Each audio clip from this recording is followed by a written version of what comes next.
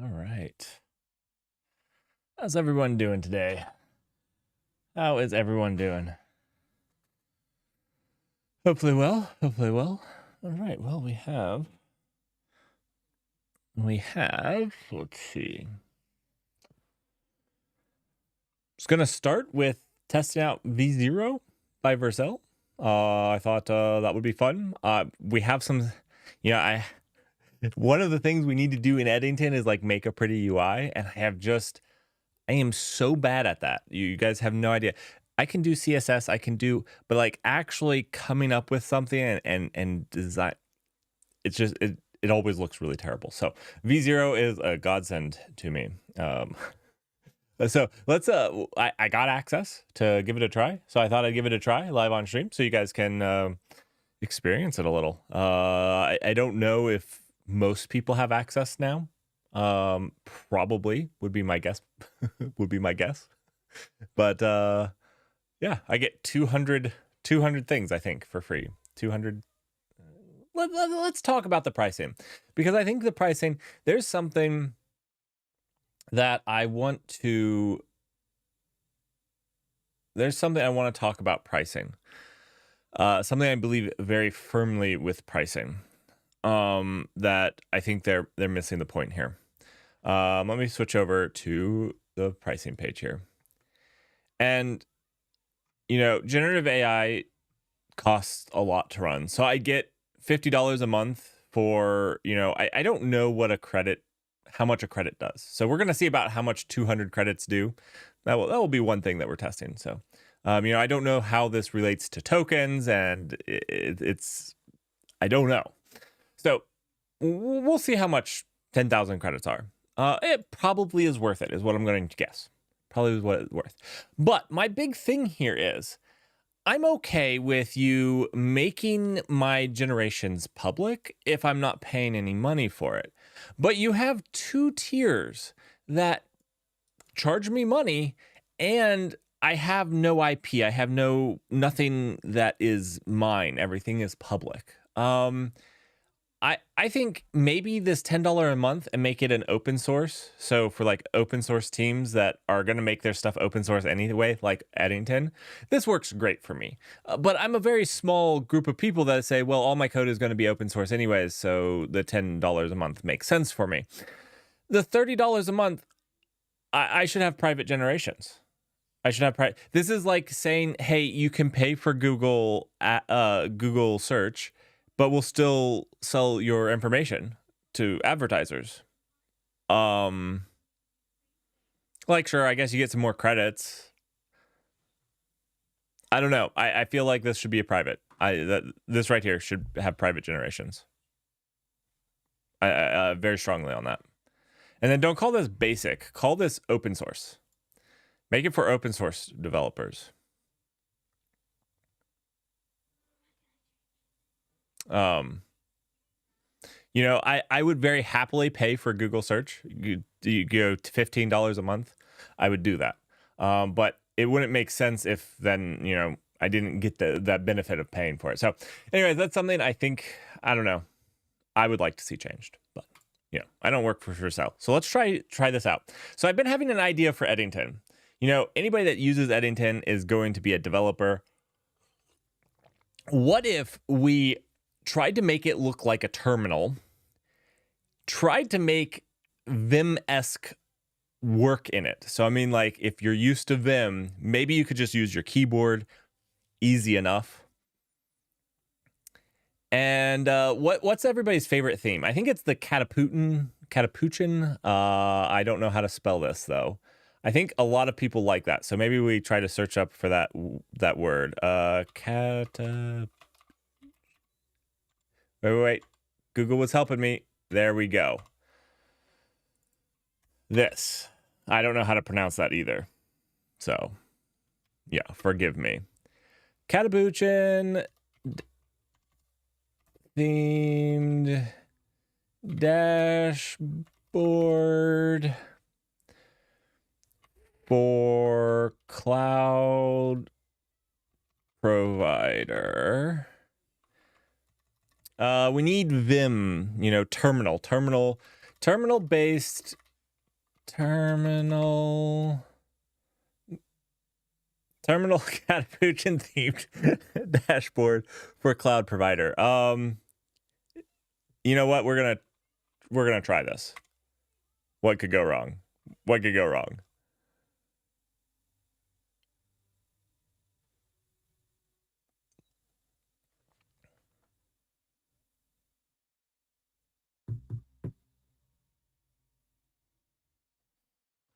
Should have said today, please. All right, we got.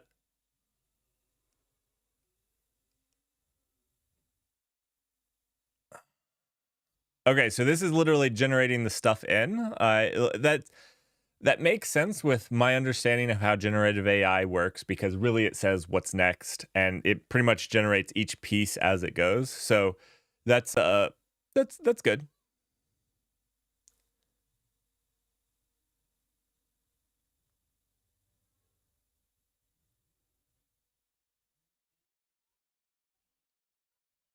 I'm actually maybe not fond of where it's going.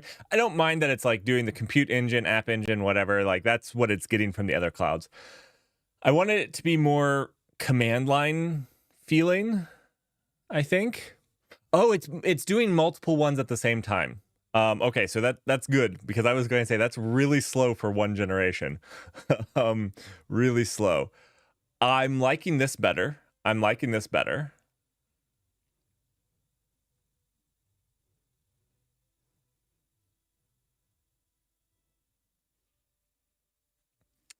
I'm not sure I actually want a terminal. That wasn't quite the idea. It really just threw up on the page here. It took no artistic liberties here. We're gonna count this one as a fail. This one looks fairly good. You know, we don't have so many things. We don't have so many features. Some people would consider this the bare minimum of features for a cloud provider. I say phooey to that. You can have quite a bit fewer features. I think I'm gonna like this one the best, but what?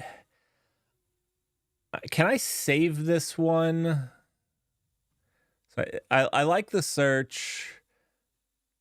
I want to click save. Okay, I'm gonna star. Maybe I star that one. And now I kind of want to fork off of this.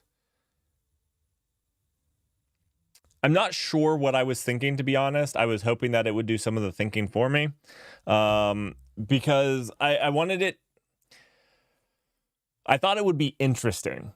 I thought it would be is an interesting thought, and I don't know how to pull this off. And I'm not sure that anybody has, and thus I'm not sure that generative AI is the right tool, because nobody else has really pulled this off, is where you jump into it and, you know, those people familiar with Vim would be able to jump around. Like this would almost be like a tree instance here. So, you know, you could jump over to this and use, you know, your L and K and whatnot to navigate through the tree.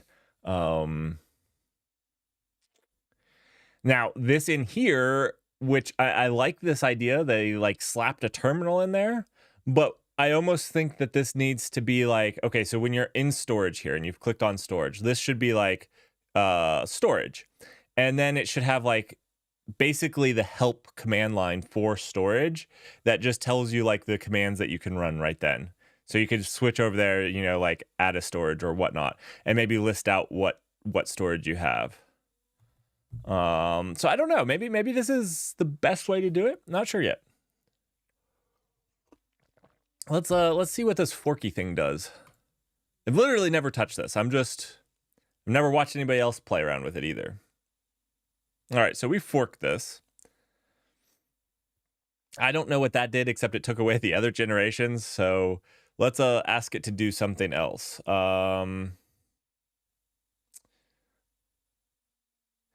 I'd like to change this out for what the dashboard would look like, which should just be like a terminal print. I think that it should look like top. So where you have root at cloud server, can you make this terminal look more like htop, please?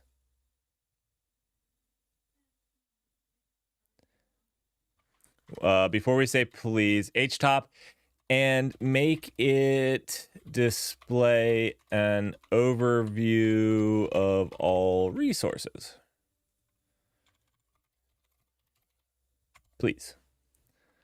All right, we're going to see how that does.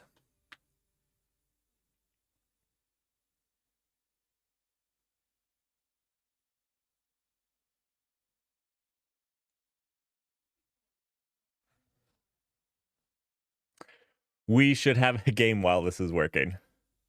All right, so I think I'm starting to understand more of like, this is the V0. This is what we started with. When we made the fork, we made that the V0, the root.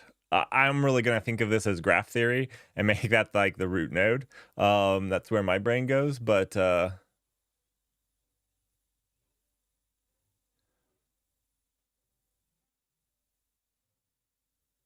guess I'm still in private beta. So that's cool. I feel like if I got access, though, that private beta is a pretty large net at this point. Uptime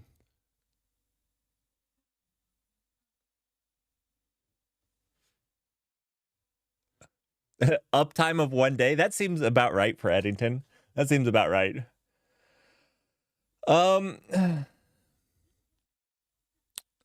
It did what I asked, but not what I wanted at all.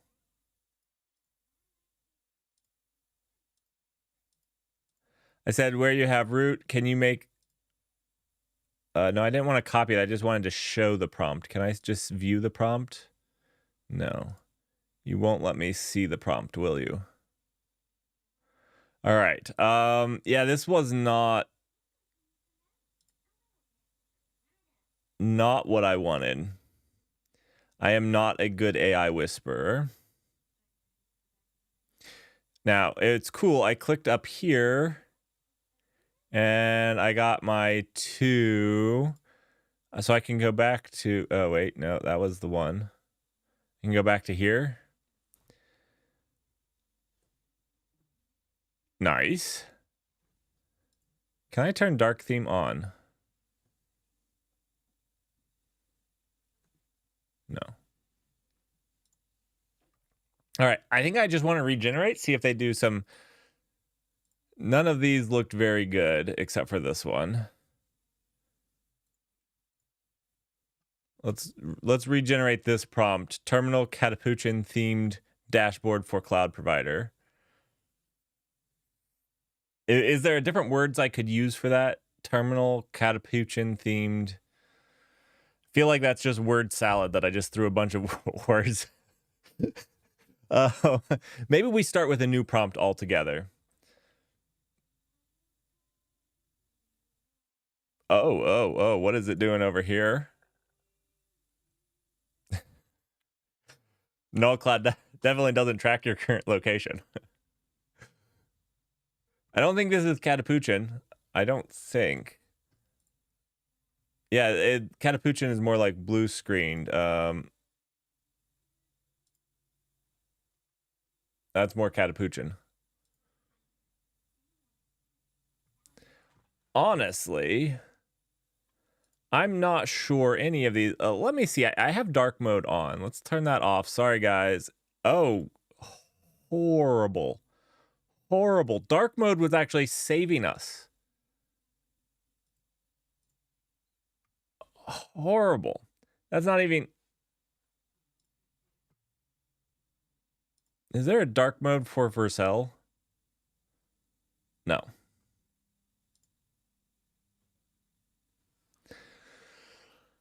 Well, sorry about this. Okay, so this is like I think that this is a fairly good blank slate, to be honest. Like, just these aren't clickable buttons, but you know, beyond the fact that this isn't actually a clickable button, this is a pretty good blank slate. there's nothing for in here, but it's not getting the Catapuchin themed, which is, I think, really what's going to sell the null cloud. This actually, is good, but not Catapuchin themed. Let me try this one, and I don't know how to spell Catapuchin. Now make it Catapuchin theme.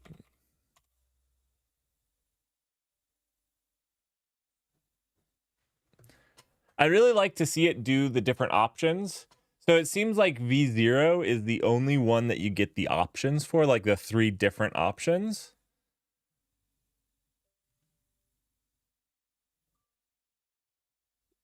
Sorry for the white screen, everyone. You are getting it how it is. I don't know that it knows what a Catapuchin theme is, which is maybe a big fail for it. Maybe that's our feedback. Learn what Catapuchin is. What is another... maybe I'll just say dark theme. Maybe we'll just go with dark theme. We can re-theme it as Catapuchin. Maybe that's what's throwing it for such a loop. Let's just start a new generation. We're gonna do this. Obviously they don't know what a dark theme is at Vercel, so maybe that's what it is. I don't have anything against Vercel. Oh, actually, Vercel would be probably what I would consider the greatest competitor to the null cloud. Like, if you're wanting to know of a cloud provider that does it differently and somewhat the same. Now, I'm not talking about all of the things that they've done with, like, Next. I want mine to be, like, pretty much just purely agnostic. But if you want to talk about a cloud provider that has a lot of the same themes, that would be Vercel. Obviously, they're a little further along in their cloud provider, journey. It's a journey. It's not a destination. It's a journey. They're a little bit further on in that journey, but let's move on. So we want dark themed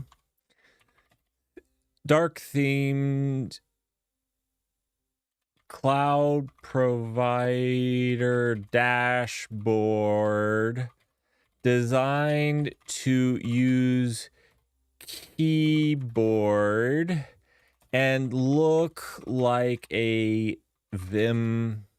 Should we put NeoVim in Vim? We'll just do Vim because that's the highest likelihood of it knowing that word. Like a Vim editor.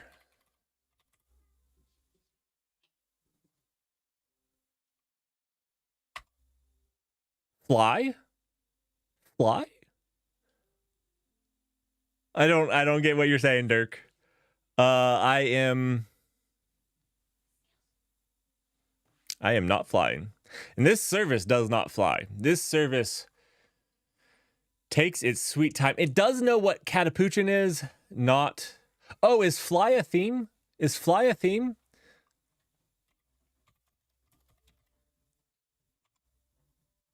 Is it a theme song? Okay. I don't know that it would know a theme song.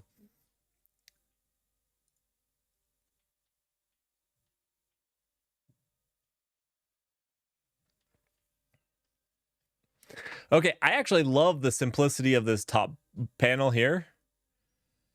This is kind of dumb. But I do love the top panel here. And not that, I mean, obviously it's a cloud provider. We don't need save and whatnot, but like you could have like your apps and whatnot, like a hotbar. Ooh, actually, if you made it where they could configure it, that would be even better. I definitely confused it. I don't know why it went with folders and files over here. Like on every single one of these.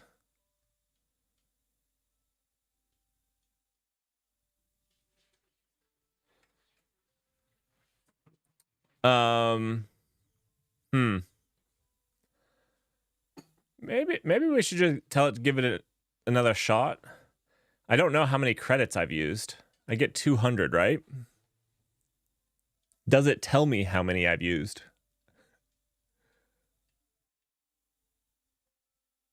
Wait, I got 2,000 credits? Is this because I'm in the private beta? Because I'm supposed to get 200. Have I already burned through 1,000? How many did I start with?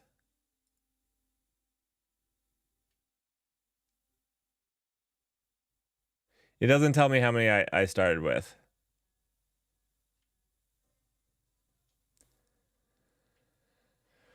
Okay, well.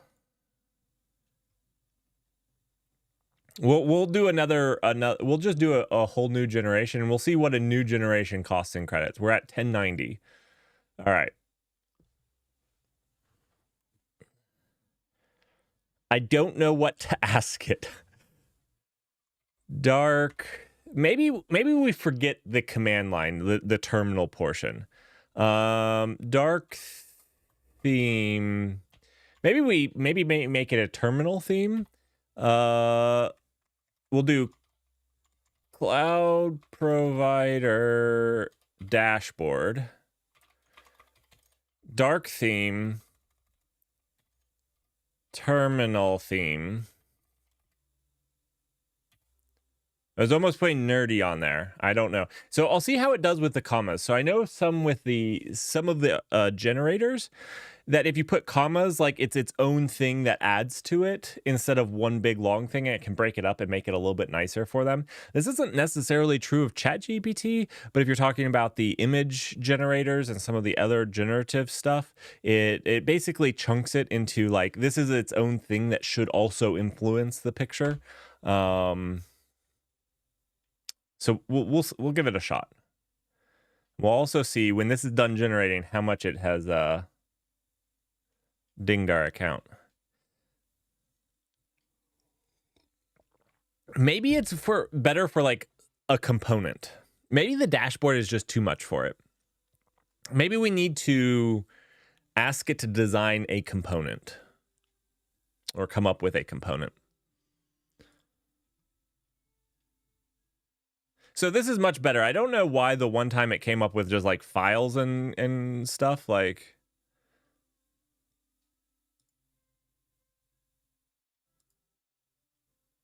And sometimes it just pukes on itself. We've seen this multiple times. Every once in a while. This right here looks like I designed it. If you ever watch me write CSS, this is what happens first. And then I'm like, why doesn't it use the rest of the screen? I don't know. I don't know how to use flexboxes. That's what it comes down to. I never learned. And so then you have this scrolling on the side. This is a Merrick-esque dashboard right here. With the words all right on top of each other. Oh, it makes me proud. It makes me proud. Okay, this also is a Merrick-esque dashboard. How many credits did this use? Anybody have a guess? How many credits are we down? I'm going to star this one because it's at least reasonable. That was not too many. So we were at 290 or 1090 and we're down to 1060. So we used 30 credits. So I guess one screen is 10 credits. So it generated 3 things. So does that mean that it doesn't matter how much is on the screen, or if we ask it to make a smaller thing, will it use fewer credits? Let's try that. In our cloud, let's see, what is something we're going to have to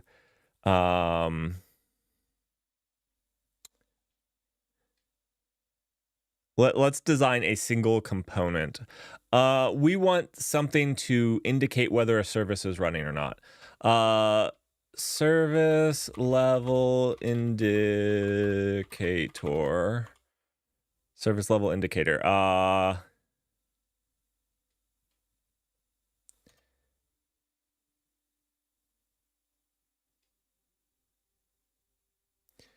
That shows if a service is up or down. I'm not a good AI whisperer. Now, if you guys are interested in these AIs, we are doing the AI games December 1st through 5th. So that should be a lot of fun. Okay, I mean, I like this one. Service status operational. All right. We'll start this one. It did good job. Good job. Now, did it use? It used 30. So it doesn't matter. All right. Another thing that I'd like to add to my pricing rant to Vercel. If a screen is going to cost you 10 credits, make it 1 credit, adjust your pricing for that, and then say every generation costs you a credit. Now you've just made everything simple. Because if this is going to cost me 1 credit or 10 credits, like, make it simple, make it easy for me to understand. I just figured it out. Like, I did something. We can do a few more experiments to make sure like what I'm saying is true. But, I lost 30 credits to do this, and I lost 30 credits to do the whole dashboard. So it doesn't seem to really matter. So then, you can make it pretty easy, because if you have 200 credits, if each one of those credits was a generation, then you could be like, okay, I get 200 generations per month, The other thing that we could do is we could try to update this. Can dark theme. So we can try to edit B. I think that will edit B. Yeah.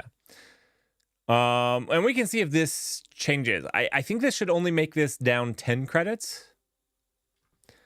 So let's check. Yeah. So it's 10 credits is 1 generation. That's what it is.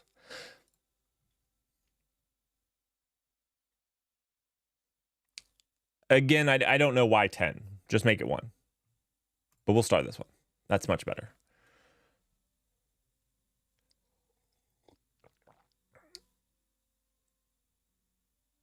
Tactical sidebar? Is that what we want? Is a tactical sidebar? We can try a tactical sidebar. Let's get back to our other generations and try that. My goodness, none of these are very good. Let's just try a whole new one. Let's just try a new generation. And we'll try the tactical sidebar. Also, good morning, Mr. Void. Okay, so cloud provider dashboard. Should I say like Vercel? What does Vercel's dashboard? I have not actually been in Vercel. I want to go to Vercel and see what their dashboard looks like. Let's see. Vercel.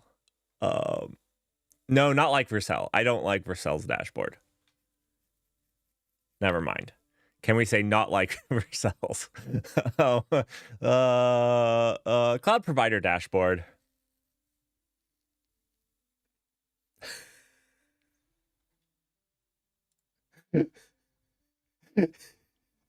Is your A calling me short?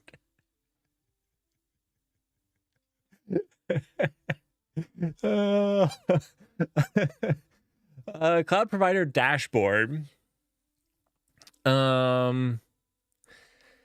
Tactical sidebar. That was what Mr. Void from YouTube recommended. So we'll do tactical sidebar.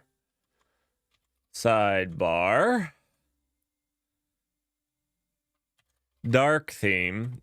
So we did learn, Russell, that it doesn't know what Capuchin means. So like it refuses to do that. I can show you some of the generations. They were horrifying. Dark theme. It does know dark theme though.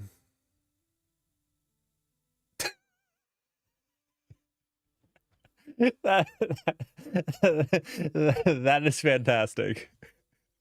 Was it my resubscribe? Was it my resubscribe or refollow? Oh, I didn't notice it because it doesn't play a sound, and we need to fix that. We need to fix that. We need to fix that before December. I need to fix that before December because I want to know in December if there's stuff, because I'm going to do a lot of stuff for you all. So there should be a sound. I can go check the logs though. We can see it because I might frame that one. Like I said, though, if you follow or subscribe, that is an AI that's generating that. I need to also put a little thing that says generated on there so that somebody doesn't think that I'm just making stuff up about them. I mean, I am just making stuff up about them. It's just a bonus if it insults you slightly. So far, it's never done anything horrible. I don't think. I don't see all of them. So let me know if it does something horrible. Cloud provider dashboard, tactical sidebar. Thanks for giving me your prime. Here's an insult. Pretty much. I didn't insult you, okay? It was just my AI. Dark theme.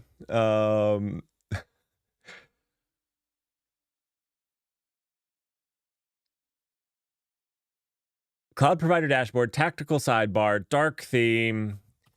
Vim friendly. So the idea that I had, and I don't think that it's getting this, is I wanted it to be where, and maybe this is less how you design the UI, but I kind of wanted the UI to look like, like, if you're looking at like, let's just open up some code here. The December subscription message. Ooh, okay. So maybe we'll update it for like what the prompt is. That would be fun. We're going to. For December, we're going to update it. So the follow and subscribes are going to be a little more different for December. That's a fantastic idea. Thank you, Russell.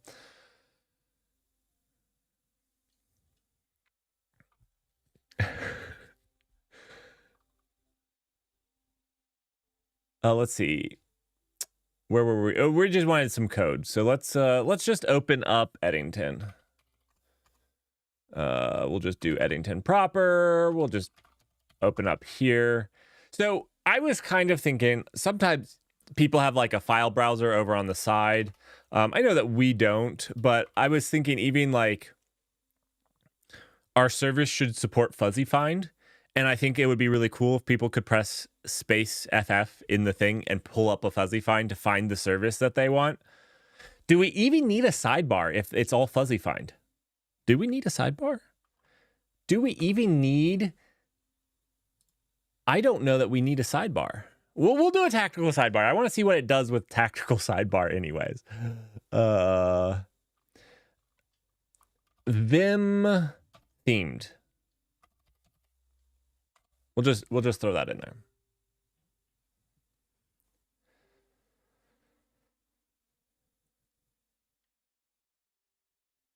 I think what we've seen so far is it does much better on the small things, on the very small things. Also, I expect you to burn through credits. Don't think that 200 credits, because they take 200, or they take 10 credits, even if you just make a change to something that they've generated. So let's say that we take one of these and say to make this purple, that would be 10 credits, at least from what we've seen. So honestly, if you're going to heavily use this, you probably need the $50 a month period.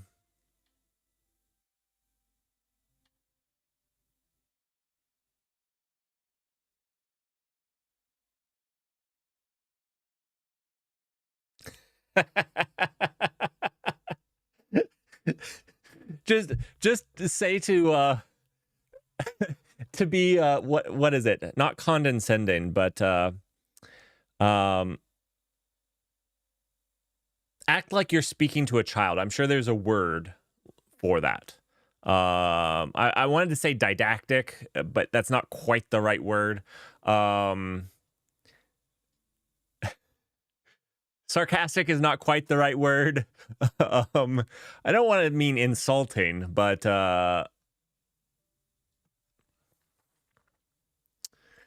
we'll have fun with it. We'll have to play around with it a little bit. These are okay. I don't know why it insists on making these panels white. It does it for every single one. White. Just not even like toned down gray.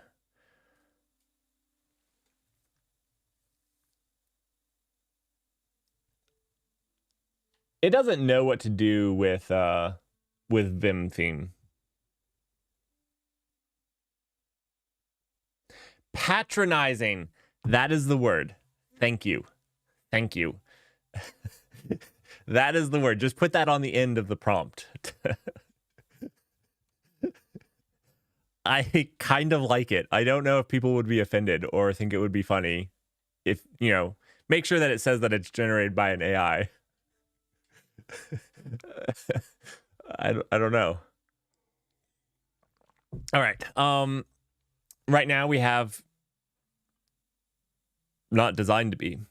All right. Let's try something again more.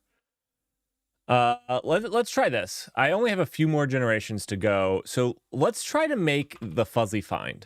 I want to make a fuzzy find. Dark theme fuzzy. Does fuzzy have two Z's? I think it does.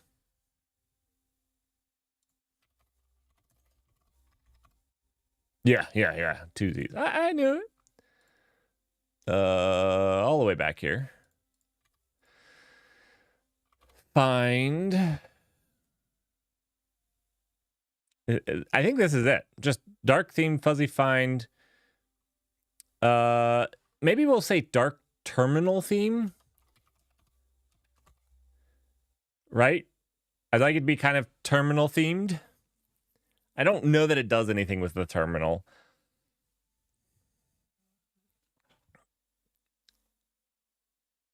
I've heard really good things from the people that I have seen use it. So I haven't actually watched them use it, but like I heard people like really rave on it on Twitter. That I know had videos and stuff on it. So maybe my expectations were a little high. But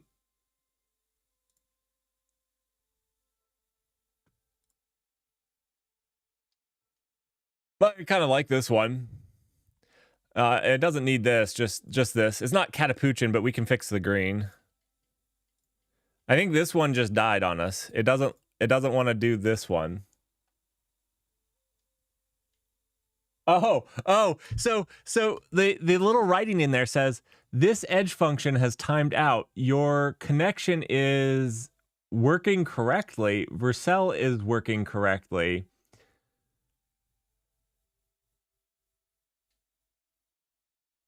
Gateway timeout code. It died. That one died. This one down here died. I don't know if I can make that bigger for you guys. I cannot make that bigger. Oh, I'm making it bigger. There we go. There we go. Yeah, 504 gateway timed out. Code ed function invocation timed out.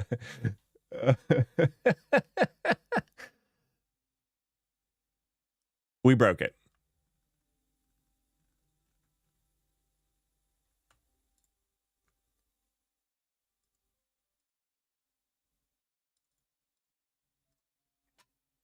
Okay, so let's so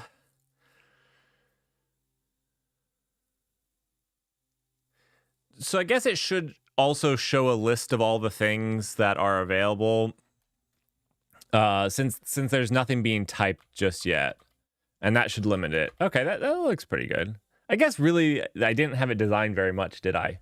I like that though, when you click on it, it highlights it white. We'll star this. That's good enough. Anything we want to do to this other than change it from this green to Catapuchin?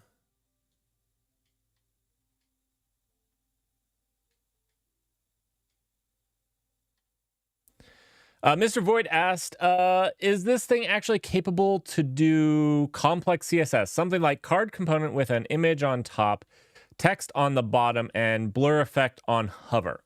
Let's give it a try. That's a perfect thing to try. So let's, I'm going to just take this and see what it does. I don't know how copying and pasting that got me Catapuchin. Sometimes my computer hates me. All right, so card component with an image on top, text on the bottom, and blur effect on hover. So just basically picture, description, and a blur when we hover over top of it. Can we make this a little bit more complicated? I feel like that's a little too simple. Let's card component with image on top,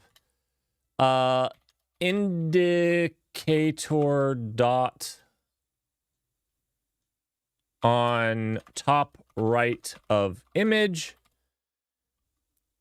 So like if they're available, green, orange, like a chat message thing. I don't know. I'm just coming up stuff.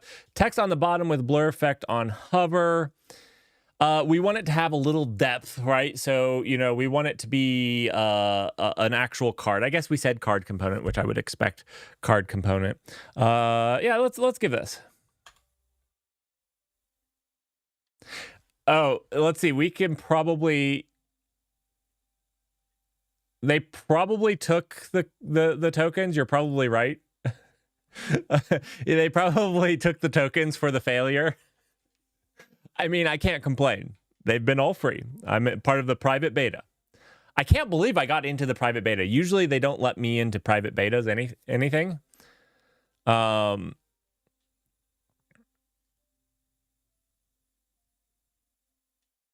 It blurs the whole thing. We asked for a blur effect.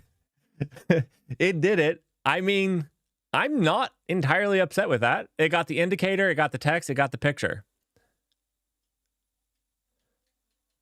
It just made this one huge. This one only blurs the picture or the top half of the picture.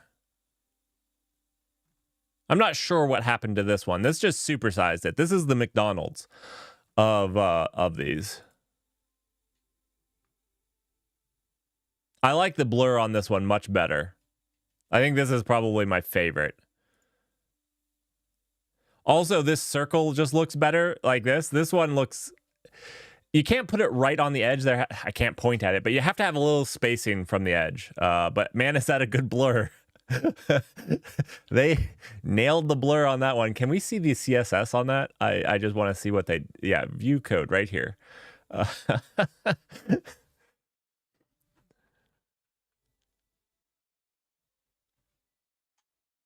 Oh, this is React?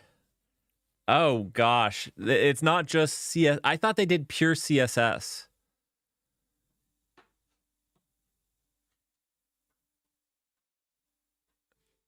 That kind of stinks.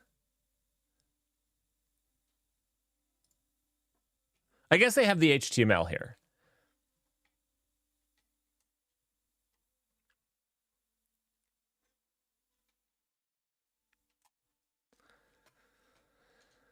Now,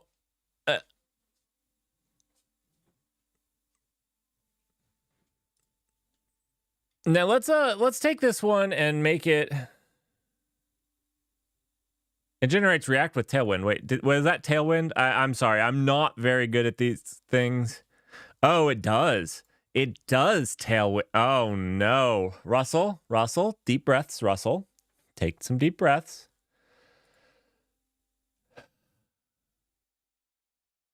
It's all Tailwind.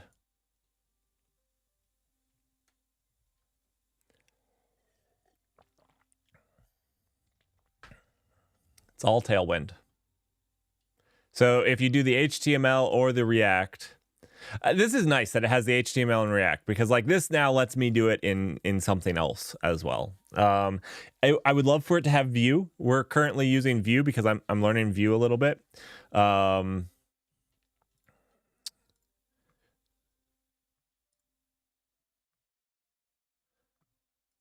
Let's add a flip animation. See how this flips like this? I want to add that to this card. Do you think it can do that? This, Add flip animation on click to view details.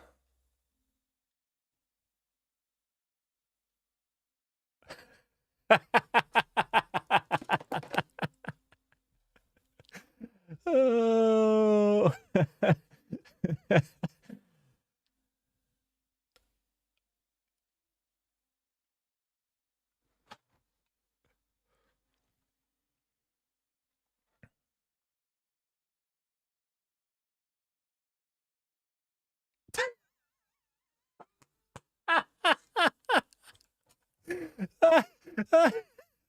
I asked it to add flip anime.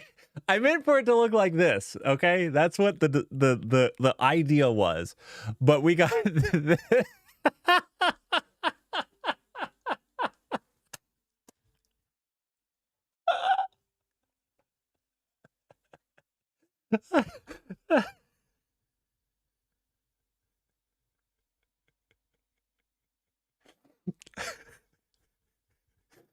I don't know. I don't know what I'm. I also love how it added this white border, and got rid of the blur effect.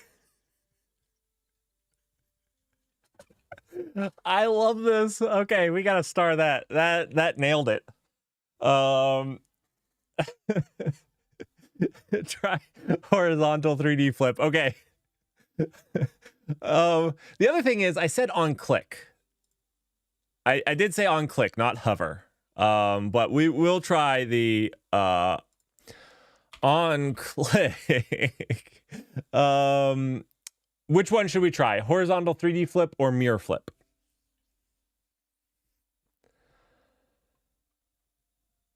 We can try both. It doesn't matter. Add an on click with a horizontal 3D flip to show the details.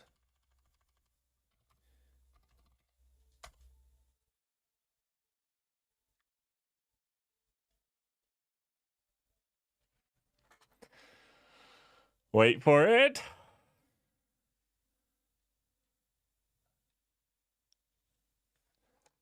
Is it done? It's not done. So this little spinner here shows you something's going wrong here.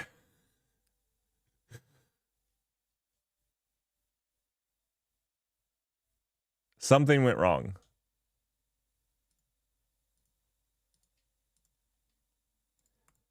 It's broken. So we have the image here, the image description here, and the thing here.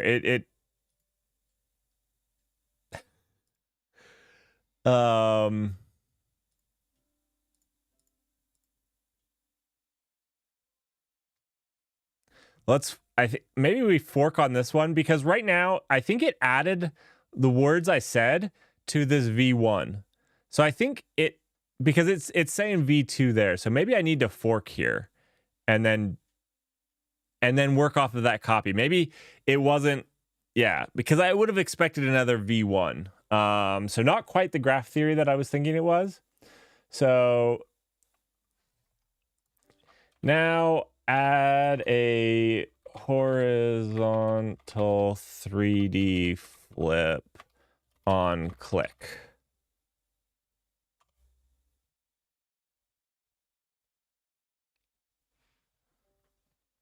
So maybe that's where you need to use that fork. If you're wanting to go back up in history and branch off of there, that's where you fork. It kind of makes sense.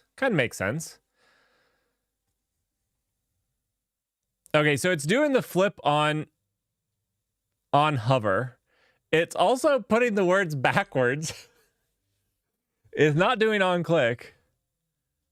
But this is workable. Like, honestly, in my opinion, with a lot of these things, like if this is 90% of the way there and you just have to tweak this a little bit to be an on click instead of hover, and instead of just displaying the text backwards, which is what it's doing, it's a win, right?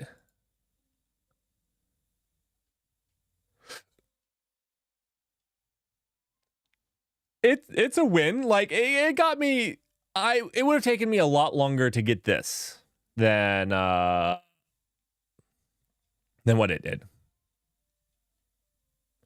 Oh, okay, this is also pretty cool that you can do npx add.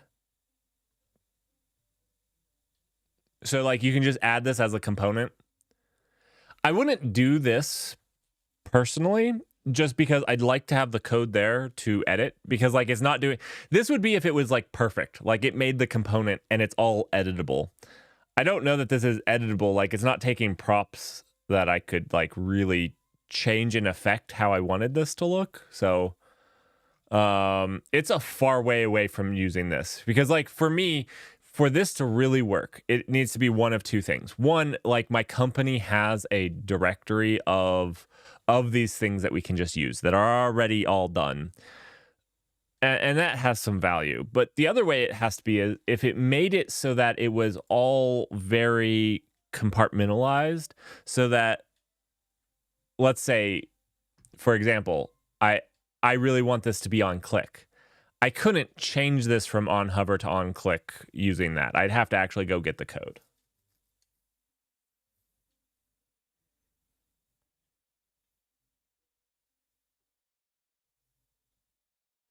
Right, Mr. Void.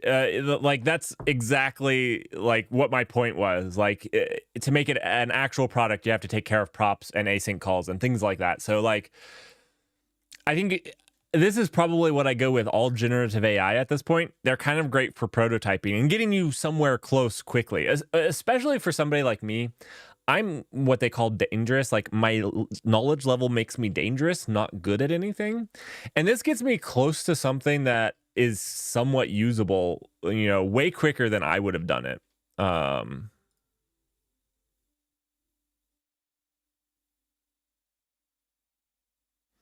You don't have the other side declared though, so displaying the text backwards is right.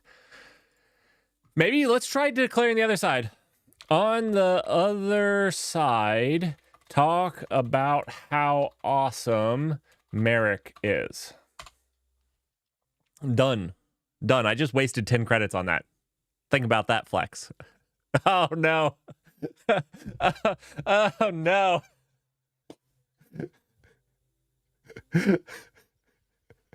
Oh, we broke it again. We broke it again.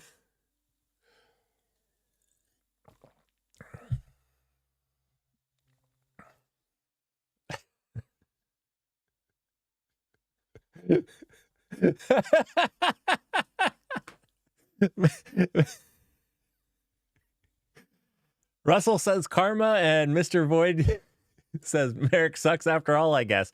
You guys are horrible. You know, it's not my fault that my AI that says stuff when you subscribe with your Prime says mean things.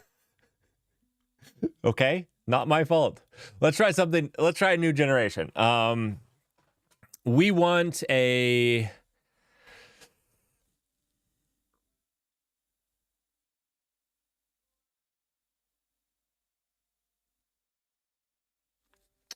I want a card that looks like a terminal output that talks about a service health.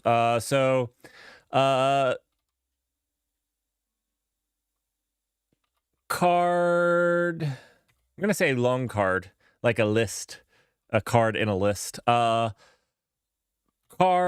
that displays service information. I'm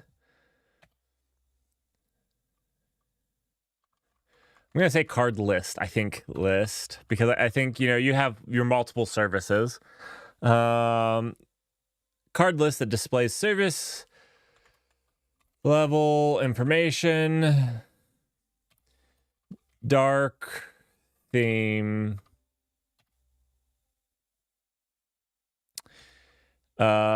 indicator, is it indicator light, indicator circle, top right, status indicator, I'm going to not say circle. I'm just going to leave it up to them to come up with a status indicator, top right. Terminal.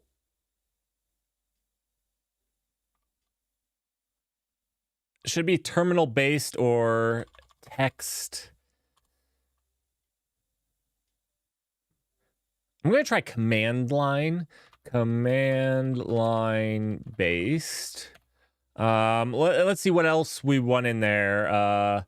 Service name, current usage, service name, top left,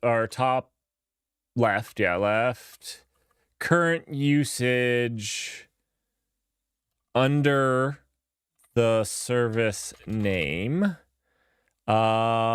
and current fees for that service. So like each fee, the service is going to have current fees under usage. So what I'm testing here is, instead of, on the last attempt, we actually tried to place everything relative to the card. And this time I'm placing things relative to each other, to see if it can kind of figure stuff out.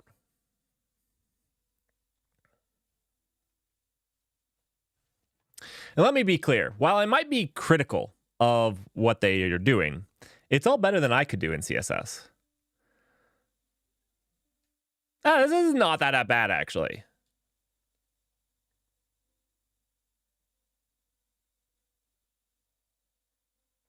I did say top right for the service indicator. Okay, barely readable, but it actually does have the text there.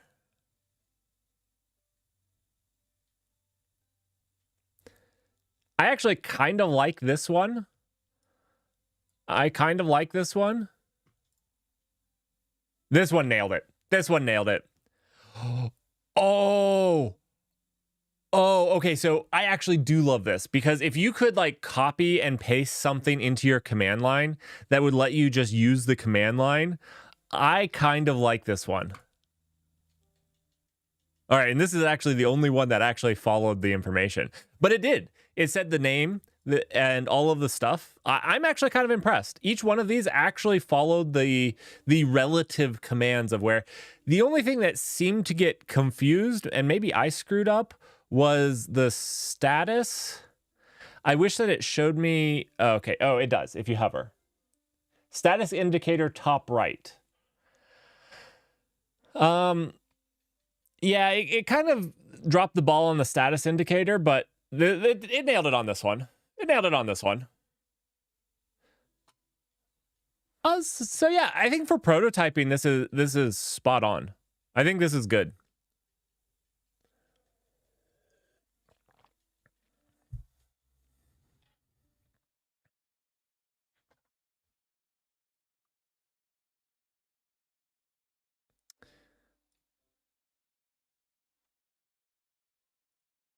And honestly, being somebody that doesn't do front end very much, it's something I actually really appreciate. This is like the type of stuff that would make it easier for me to make a thing.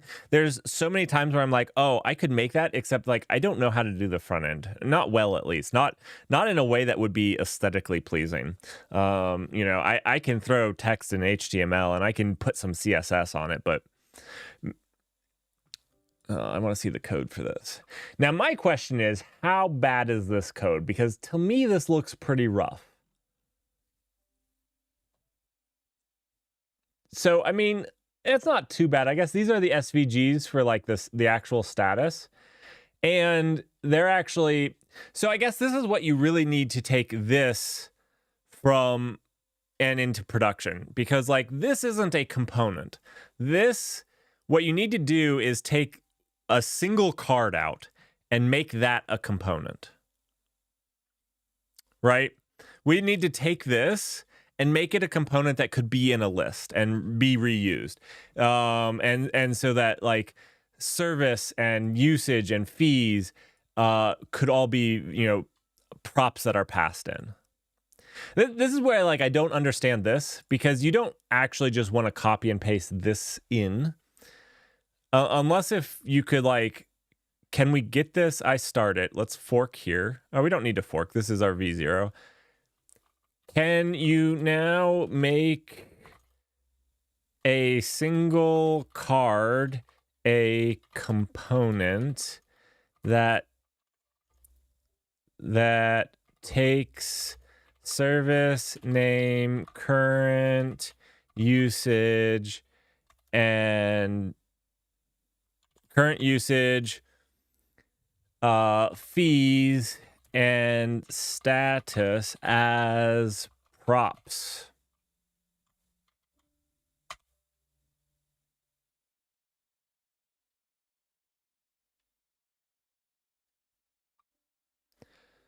Now, would somebody have a different way of stating that? Maybe I didn't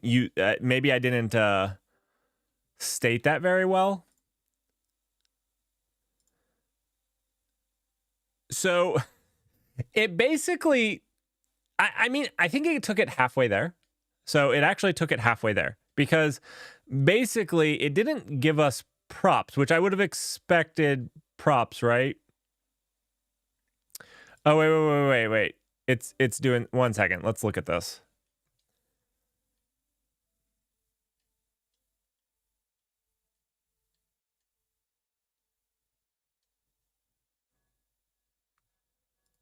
Wait a second.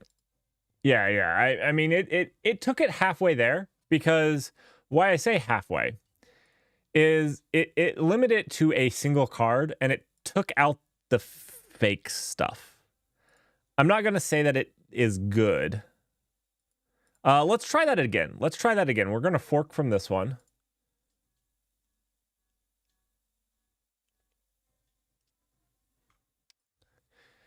Can you make this a reusable component? I'm just going to state it like that.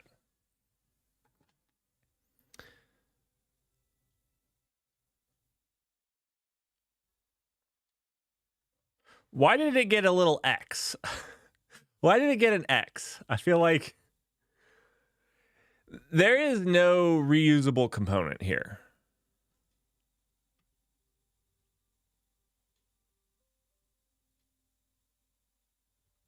Or am I missing something? Or should I ask it differently?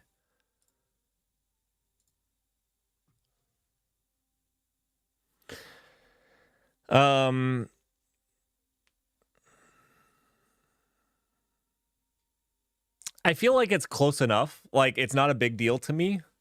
Like, even a person like me could make this a reusable component from this point.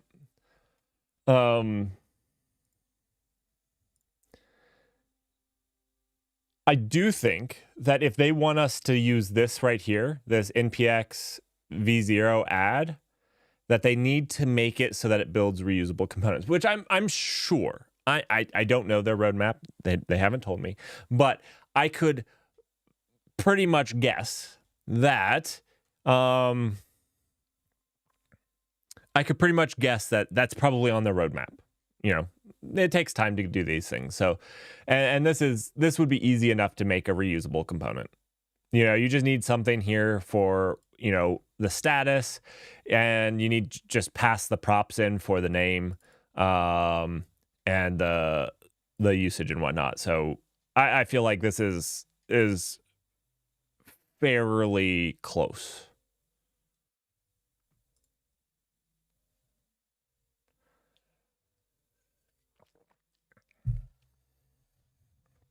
I don't know of a different way of asking this. You know, can you make this a reusable component? I tried a different way. We can fork and try again. I can maybe try to use specific things. Can you make the service name set by a prop? You know what? They probably can't. And what I'm thinking here is, if this took a prop, then it would make it hard to display here, because this is literally just displaying hard-coded stuff, right? That's an interesting thing to think about, because then you'd almost need to make a list of props, and then that calls this component. You'd almost have to make it 2 files, and now that to display it, to display it.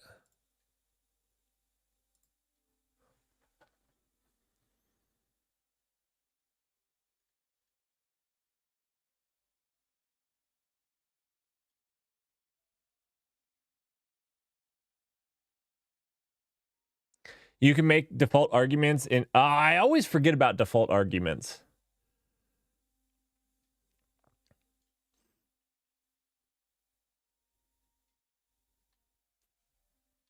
This does not look. Whenever you ask it to set it by a prop, it just doesn't set it. It just says, okay. Okay. You're welcome. You'll thank me later.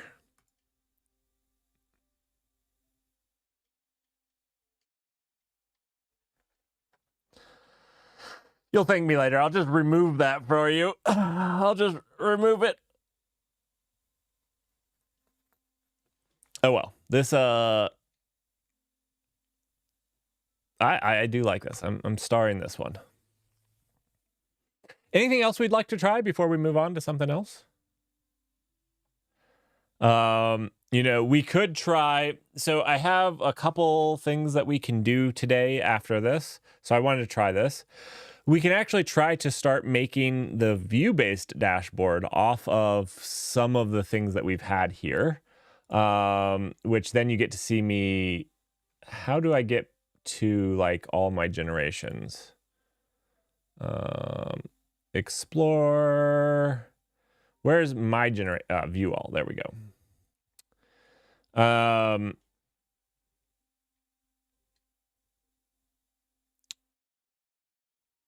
Oh, you know what? While you all are here, I want to talk about December. We have some stuff coming up in December. Let me put this somewhere where we can draw. Since I have you all here, we're going to talk a little bit about December, get your guys' feedback. I'm going to try to...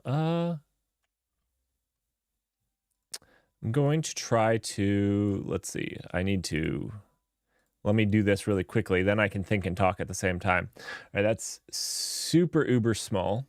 Let's make that extra large text. I guess we can just zoom in. All right.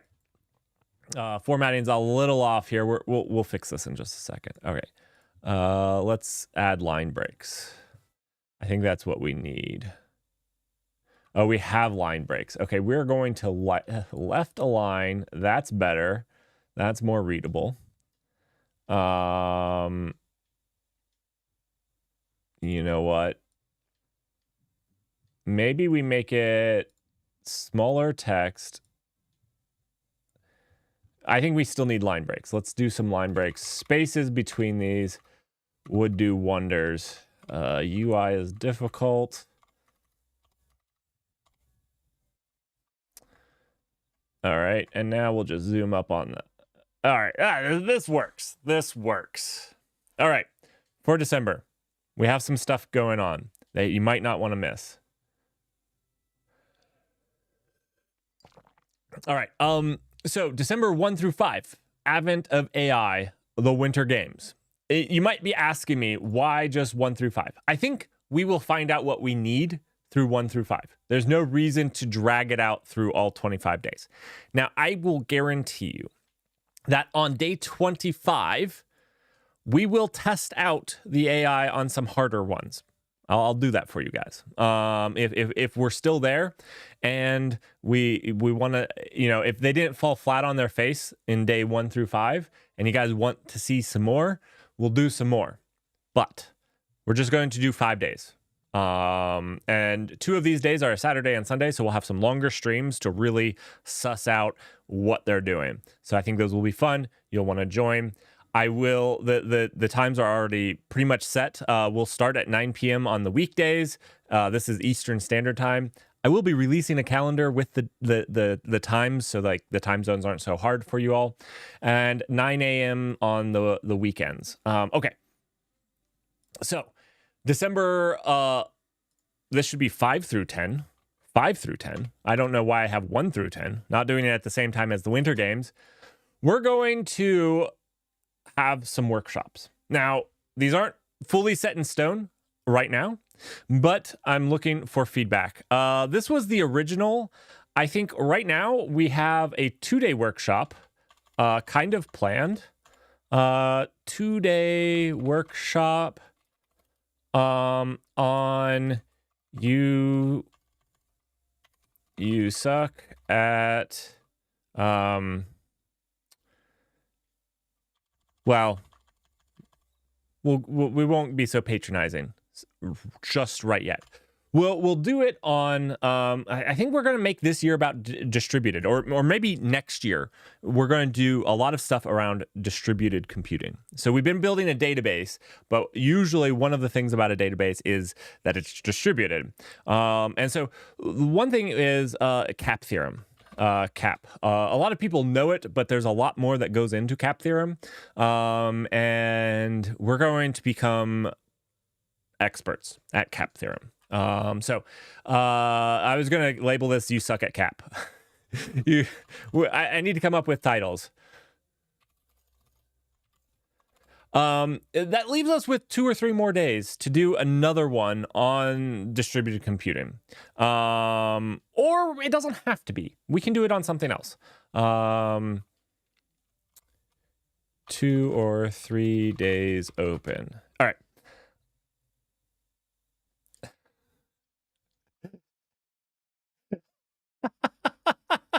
Russell, I love it. I love it. On the 5th day of Christmas, my AI gave to me 1 love sonnet, 3 wrong answers, and a timeout while parsing trees. I absolutely love it, because we did get one to give me a love sonnet. It wasn't really a love sonnet. It was like a love story that we couldn't finish on stream. So I love it. I love it. We're going to work that into something. Okay, so we are open 2 or 3 days to do a different workshop. What are you guys up to? It could be in distributed computing. It could be in something just completely separate, completely different. So we're still working on that. Give me ideas. Let me know your feedback.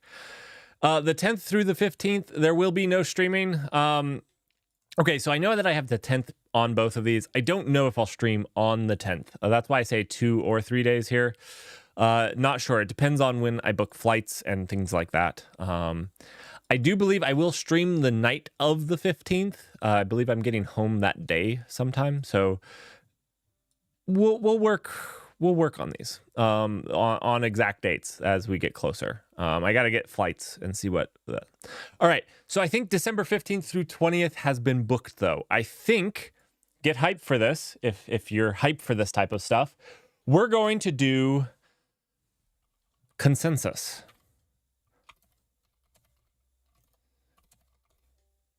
We're going to do a consensus introduction to consensus. And we're going to have to work a little on this on stream. Maybe implement Raft in Rust. There's a lot that goes into Raft, but I think that we can do a simple form of Raft, which is a simple algorithm in itself. It's designed to be simple, maybe a little chatty versus something like Prometheus.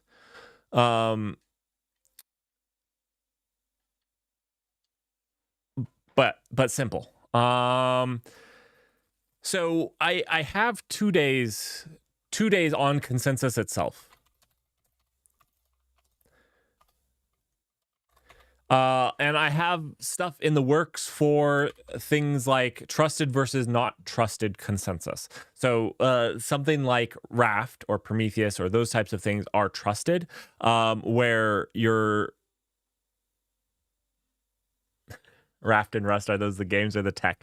The tech. So they Oh, you busted my train of thought here. You busted my train of thought here. Oh, okay. So what I was going to say is there's trusted and untrusted. So like Raft is a trusted consensus. It means that everything that joins the server is like a trusted server. Whereas something like a blockchain is untrusted consensus. They're both trying to solve the same problem in the end, but by different ways. So the untrusted says, hey, I don't need to know everybody ahead of time. I don't need to know the servers that are joining. I can have some untrusted consensus. And that's what they try to achieve in those networks. Not that we're going to do those, but I think it's a good distinction to make because not many people understand that about the blockchains and those things. So we have 2 days on just consensus. One, what is consensus even trying to solve and why is it a big problem in distributed computing? I know a lot of you know this, but I think that there's some a little bit more deep dive things that we can go into. The other thing is I'd like people that are following along to be able to follow along. Now, these are going to be 4-hour sessions. I have off from work this 4-hour sessions. So these are going to be deep dives that we're going to be doing. And then maybe implementing Raft. We're going to see what the last 3 days we can do. I'm going to work it out. We're going to experiment a little bit before then to try to understand. I'd like to implement Raft in a simple way that is demonstrating stuff that we learned in the first 2 days. So like, I need to think about it a little bit more, but that's kind of what we're planning so far. Okay, I can't give you details on this. This is going to be a lot of fun. I think we're going to have fun. The whole plan for these days is to have fun. So again, more details coming on those later. Okay, so the 26th through the 28th, I think maybe I'll just do no stream. If we do a stream, it's going to be something fun. I'll let you guys dictate it, but I'm not going to do anything serious. If we stream, we're streaming to have some fun, playing around with something. That's what those days are going to be. And they'll probably be short, like 2 hours. Then we have the 29th through the 31st, the Cursed Software Hackathon. Okay, so if you like making cursed software, this is the hackathon for you. There'll be details released on the 28th. The idea is there is going to be a challenge, a goal that you have to solve. But the true interesting part here is that you're going to, the challenge is to solve it in the worst way possible, where you actually meet all the test criteria, but you do it in the worst possible way. Now, I'll have more details coming out at the beginning of December for that, just like what's going to be expected, but I think it's going to be a lot of fun. So I hope that Russell, you don't get an automatic win just because you use Tailwind and JavaScript. You know, like I get that they're both terrible, but it doesn't give you an automatic win just because you solved it with JavaScript and Tailwind. Okay. I want to see unreadable code. I want to see different, like multiple different services that depend on each other and their code. I want to see just heinous sins against software engineering. That's what I want to see. I will probably put together a panel. And what's going to happen is, it's not in this, but the next weekend, we're going to review what we consider the best of the worst. The best of the worst. And hand out some prizes. There's going to be some prizes sponsored by myself. So I think the idea is to have a lot of fun. So let's have some fun with it. So that's December's plan. Whoever does it in Python will win, as Merrick has bias. You're not wrong, Russell. You're not wrong, okay? You're not wrong. This is why I'm going to try to put together a panel of people that are going to help me judge it, so that my sole biases don't completely leak through. Although I might ask them if they like Python or not in their interview for being a panelist. I'm not actually interviewing people. There's just a few people that I'm asking. All right. So anyways, that's the December plan. If you have something that you'd like a workshop on, December 5th through 10th, let me know. We will schedule it. We will make a workshop that we can do. You know, if it's a big topic, I'm going to have to make a smaller section on it. But that's what we'll do. We will make full videos of these on YouTube. I'll treat these kind of like I have my database one where I make actual YouTube videos, which all I need to do is go to the library and record a small video for that one. And the same with the consensus intro. All of these will make it to YouTube in like bigger formal videos that have some editing and whatnot. But we'll be whiteboarding and stuff on this, so it'll be pretty good. So yes, let me know. We have 2 or 3 days open. If there's something you'd like to do, and again, it doesn't have to be on distributed computing. It can be on anything you like. Anything you like that I have a reasonable amount of knowledge in that I can do it. So if you say like a deep dive into React, I might laugh a little, might chuckle just a little. So jump on the Discord, let me know, and we'll get this stuff. We'll get that worked out. So, anyways, does that all sound good to everybody? Is everybody excited about that, or does nobody want to know about consensus and Raft? Raft is pretty simple. I'll just give you that. Raft is not a horrible protocol. In the grand scheme of things.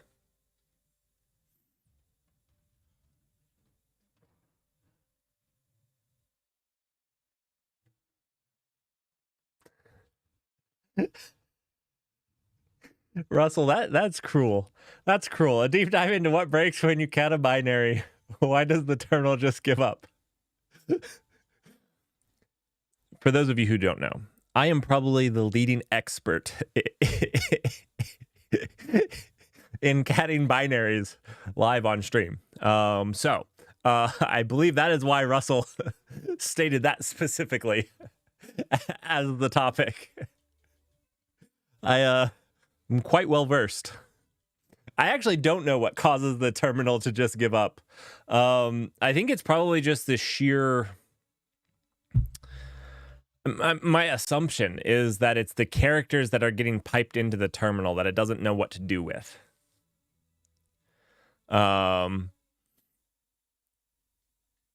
You know, because it's trying to make characters out of everything, and it's getting just random things shoved into it. That would be my guess, but...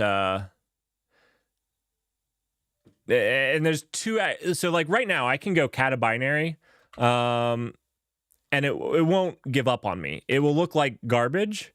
Do I have a binary around here that I can cat? Let's see, I can just cat, can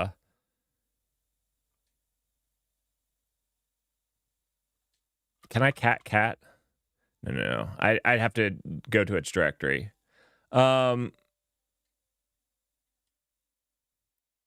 But yeah, it's probably something like the read line function that just gets over. Like, yeah, it's probably something like that where you're just spewing garbage, and it doesn't know how to deal with it. Now, a lot of the times nowadays, it actually works. It just takes a while because a binary file is so large compared to a small text file.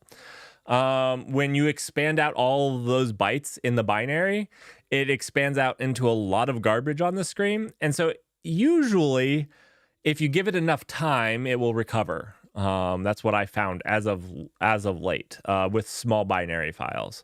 We can cat one. We can go over here into Twitch alerts, and there should be a binary here, right?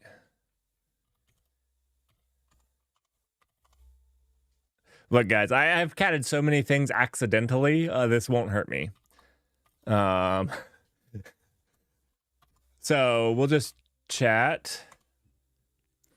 So again, this is just a bunch of binary data, and I think it should recover. I think as soon as it's gone through this, now you'll see. Yeah, it recovered.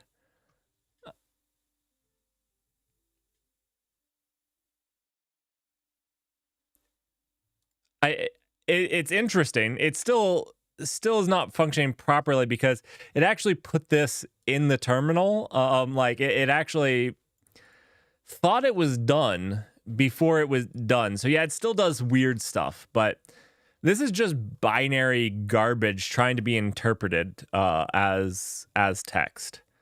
Now,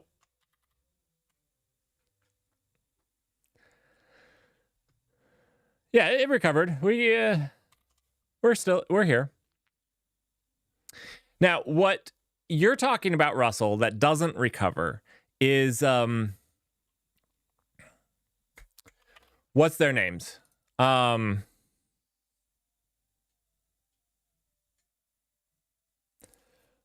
What is their names? They allow you to SSH to things. Cloud SSH. I can't think of their names right now. I like them in general, and I can't think of their names at all. Open source SSH management. Open source SSH management. It's like Tailscale is it's Tailscale, but they're competitors. Tailscale, but they're competitors. Tailscale versus Teleport. It's Teleport. Okay. Teleport SSH. So Teleport SSH, if you cat a binary in Teleport's terminal, it will puke on you. That's what it is. So if you're using so this is where one of the streams it dies. Yes, Russell. This is probably the JavaScript terminal emulator that either gets something overwritten in it or it tries to interpret the binary that's getting spewed into it. Something in that is dying. And I can tell you the 3 times that I've catted a binary in SSH. Don't ask me why I like to cat binaries in Teleport, because that's probably where I've catted the most binaries. This will die on you, at least as of a couple months ago. It will die on you 100% of the time.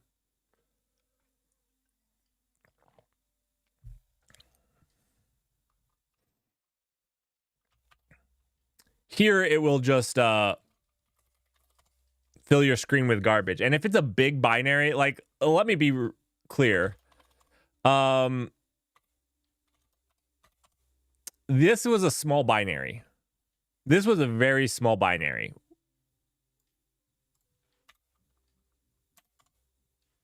Let me make that a little bit better. 231 megabytes, and it took my computer a while to chug through that.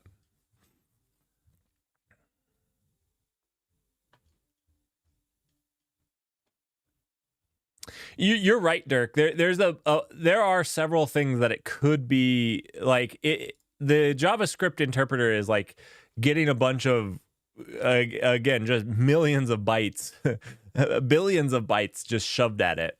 And you don't know if there's an escape character, the word exit, or how it's going to interpret those things. That is my guess. I'm not doing a deep dive on that though. There's PTSD there. No deep dive on that. You know what? That was a lot earlier in my streaming career in the fact that I had never streamed before that. I had just made recorded videos. I think that I would have much more fun with it now than I did then. You have no idea how much I sweated when that was happening. I would have much more fun if I accidentally catted a file now. Um,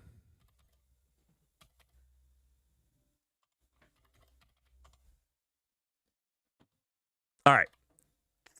So I'm going to go make another cup of coffee. I think we've been streaming for like an hour and a half. So it's a good time to get up, stretch.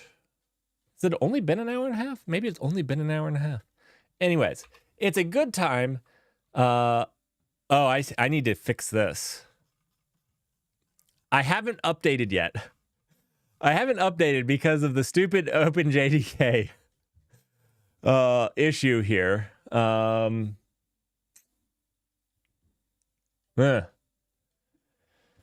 I think I'm just going to remove. I think Russell recommended just removing the JRE. I don't know what the JRE. I'm not big into Java development anymore.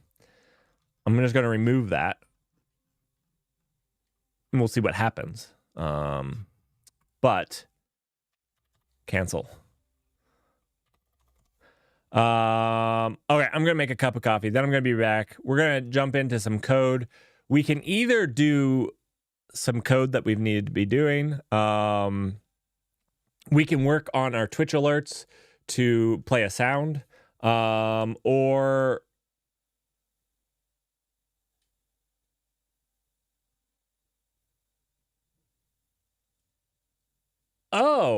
so Russell, the write a new be right back in Rust game engine as a task over the holidays when you have free streams. I started that over the week, integrating with Anathema from Togglebit isn't available just yet, but I did sign up to be one of his beta testers for the new release of it. So hopefully I'll get a chance to get my hands dirty with it.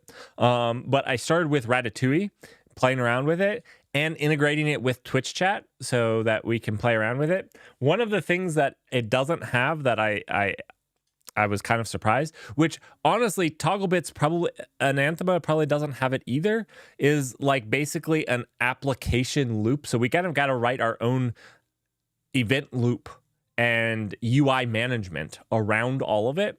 So that's probably something we can start working on now as well. So we have a couple things that we can work on. Let me know what you guys want. We can do Eddington and UI, so you guys can watch me struggle with Vue. Although I almost would prefer to do that next week. And the reason I say that is next week, I'm going to have read up on Vue a little bit better. I've done stuff with it. I'm just not really good at it. So we have that. We have working on the Twitch chat in Rust, building a UI management engine. And we have a third thing that I forgot that I'll think about while I'm making coffee. Anyways, let me make this go really quickly. Python code. Oh, sound alerts for my Twitch alerts. Yeah. Okay, that's actually also on there. Next year, maybe we add a YouTube integration as well. I'm not rushing for that one, but it would be nice. I almost have on the live streams for YouTube the same number of followers that I do on Twitch now, which I didn't even realize people were following me over there. Maybe they're the same people. I don't know.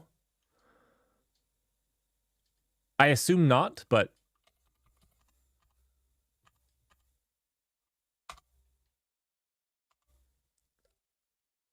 I'll be right back.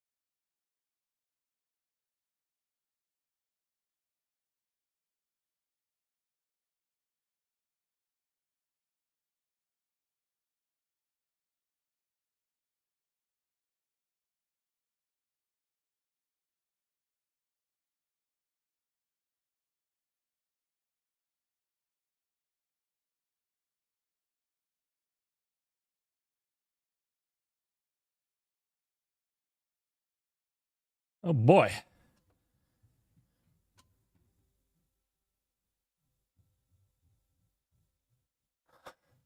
It's this Python. Whoever wrote this Python did not know Python very well, and it's migrating. It's migrating. All right, Dirk wants me to do something. Let's do that. All right, so you want.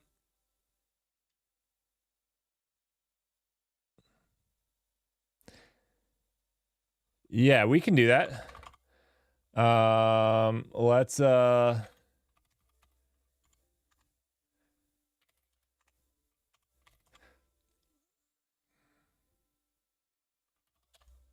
so we want a cat VTE. I have no idea. I've never actually passed anything into cat. I have been using bat recently. I like bat a decent amount.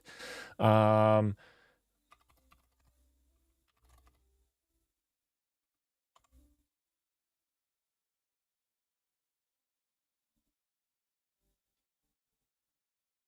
was a lot cleaner. That was a lot cleaner.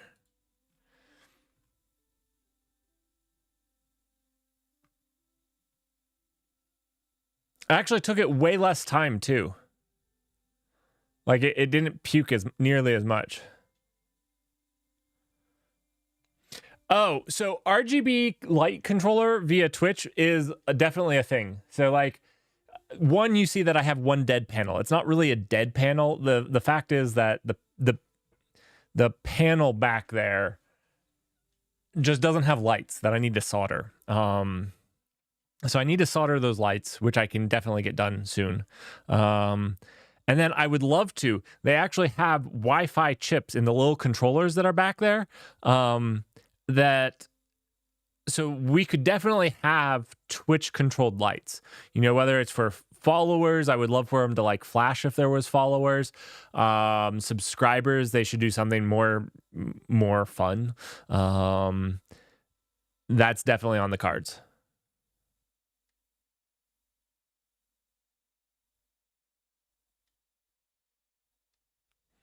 Yeah, so that's in the news, Russell. Sam was let go. Absolutely. I find it interesting why they said they let him go. I have some theories. On why good old Uncle Sam was let go. Oh, that's not how we refer to him? That's not how you refer to good old Sam?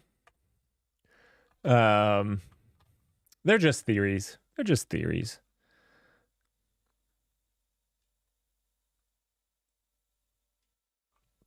But yeah, those controllers that control the lights 100% can be controlled by stream, by anything that we have. We have to write the software for the controllers. So that will be a C stream.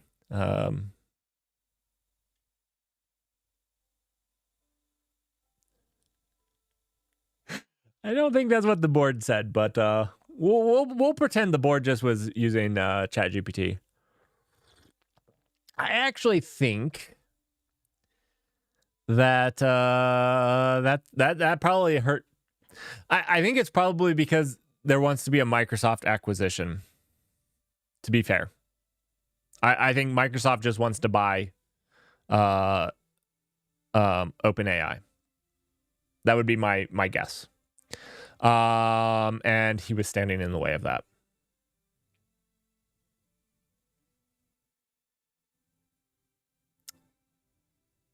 But I have other theories as well. But that's probably the most plausible one, is that. That's the most plausible one, I think. Okay. So what do we want to do? Do we want to work on the Twitch alerts a little bit? Or do we want to work on we have, so the lights being controlled, we have the game. Basically, there should be random games for the Be Right Back that Twitch chat can play. Or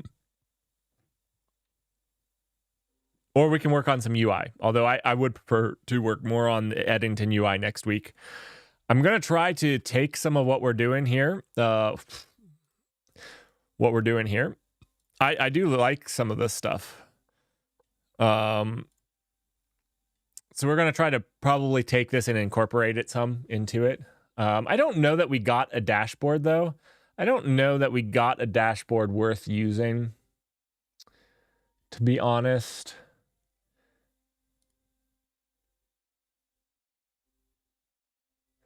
Like, this is fine. Like, we can start with this as a dashboard. It's acceptable as a dashboard.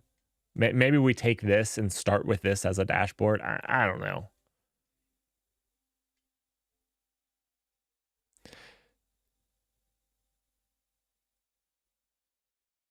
Yeah. So we'll jump on to let's see. Let's change the chat, or the not the chat, but the title to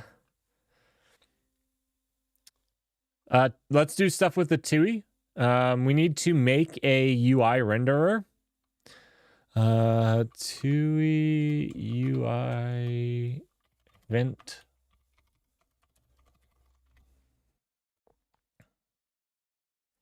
And we'll just start checking that out.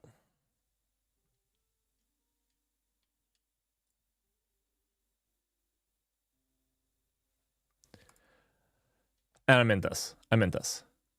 This is fairly standard.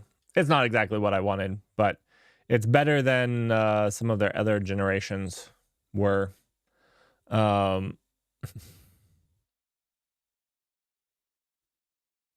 Yeah, this was some of their generations. This looked like a good old Merrick generation. Good old Merrick generation.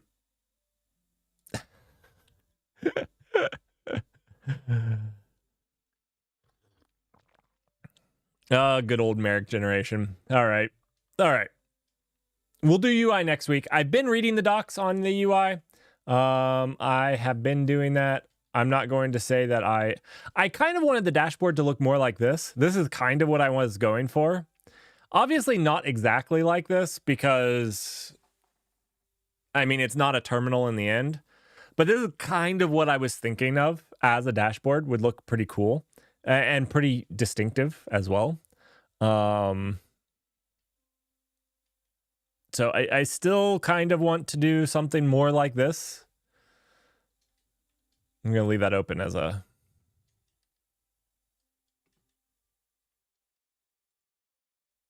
All right.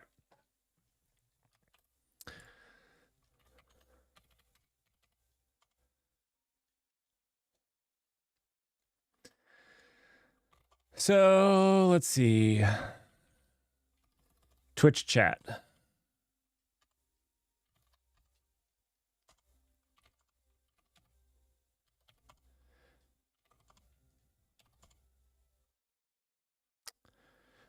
All right, so this is what we did last week. And so I've been thinking on it, and basically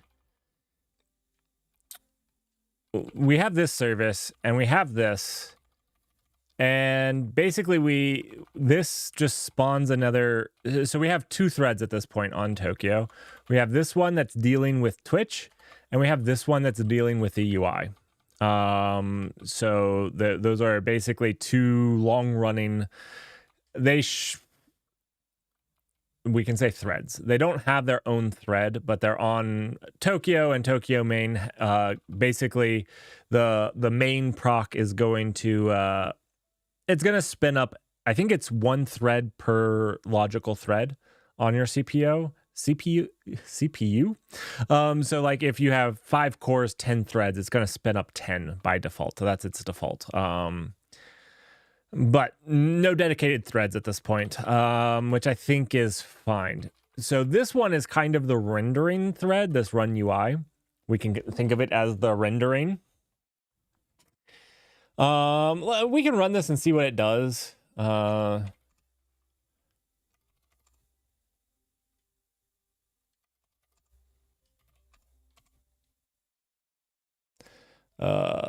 Source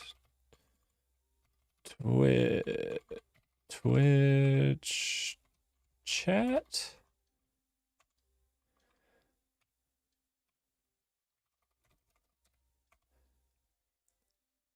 So this is the problem that we ran into last time. We tried to work around this. Is anytime we print, we kind of screw up our UI, which is interesting. Not necessarily what I expected.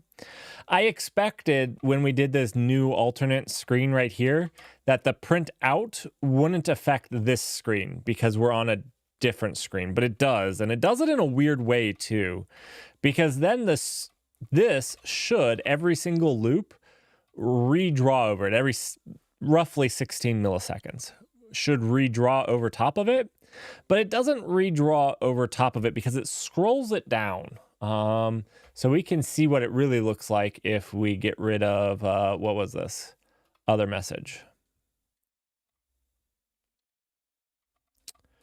We'll just can we no-op that? We can't no-op that. Is there a no-op in Rust? I don't want to panic. I just want to do nothing.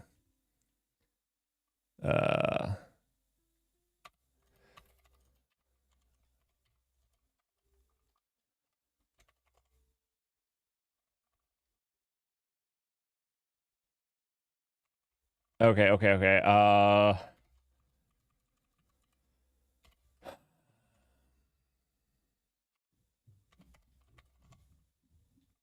There we go. There we go. We no-opt it.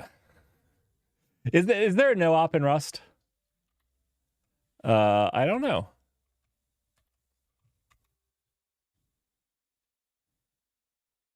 Oh, a unit might work. You're right there. A unit might work and be cleaner as a no-op. Thank you, Russell. Thank you. So this is what the UI is supposed to be, and you can see it does redraw because if we press up, it's a simple thing that we made. It just goes up and then it goes down if you press. The thing is, if you do a print line, it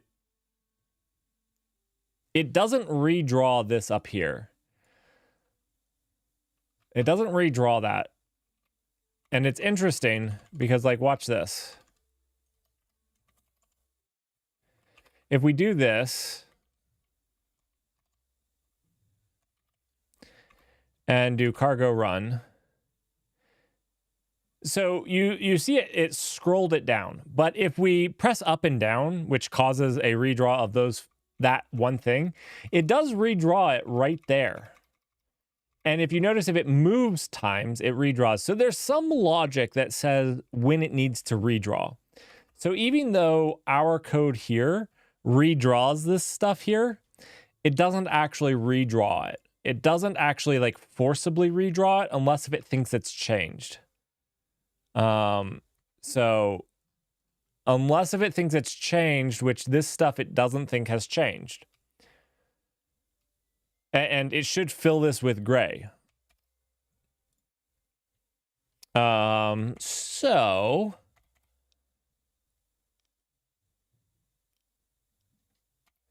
I don't know if there's like a render widget force. Like if there's a force on this.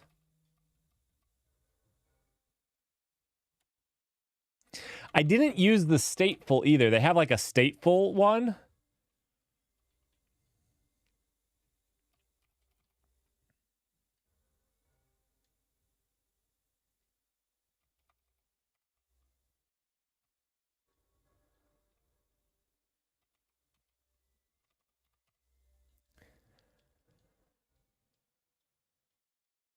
Ah, we could just call force. Clear. Because it's clear.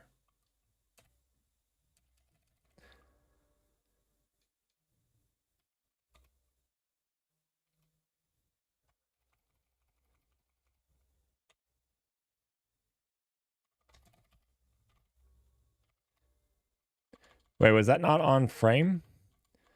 What was that on?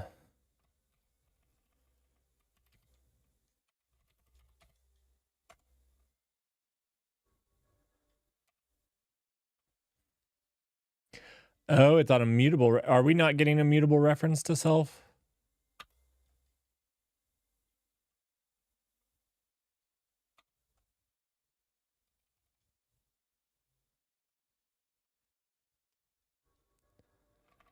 Can we just do...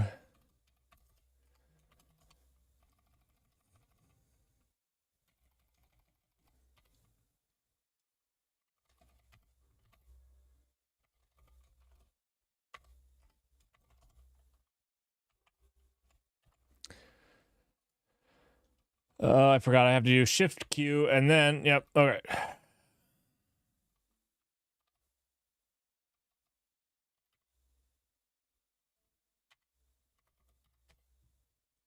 Oh, wait, this is not on, clear is not on this thing. What is clear on? It's not on frame.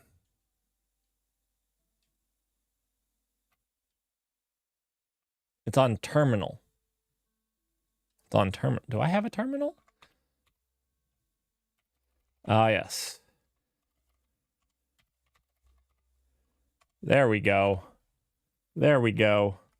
I wasn't expecting there to be... Anyway, obviously. Not mutable. Let's change this to not be mutable.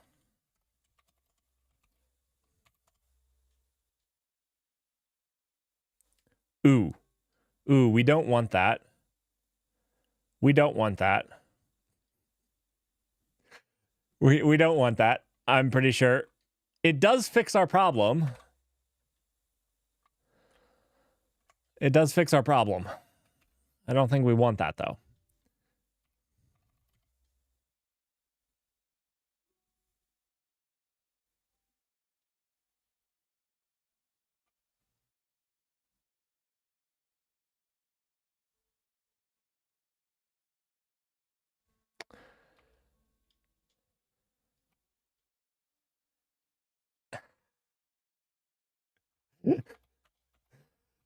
I was just forcing it to redraw. What I really would like to do is just force our widgets to redraw. That's what I was trying to do.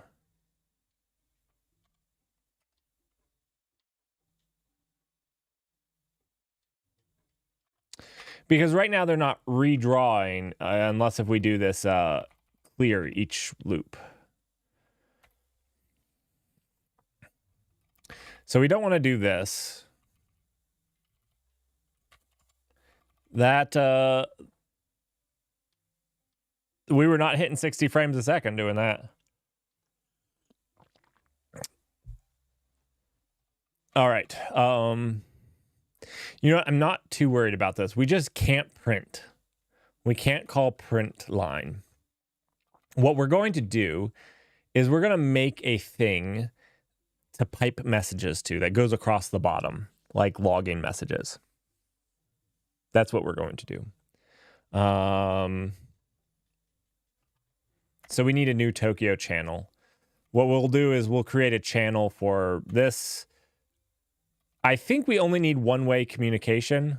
So basically from the Twitch message listener to the front end.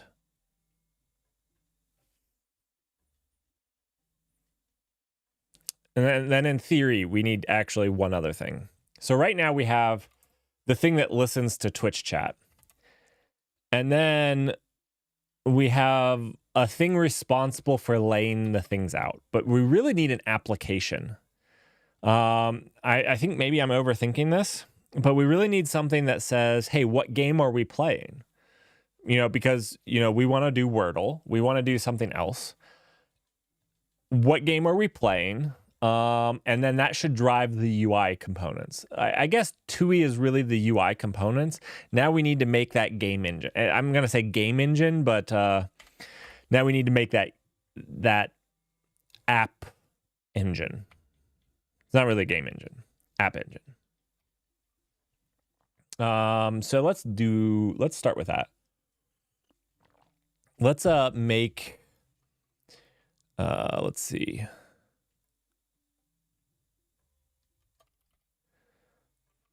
we want to, let's see, it's Alt-C, and we want to create app.rs.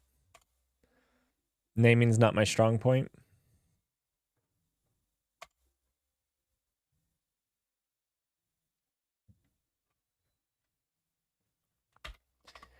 So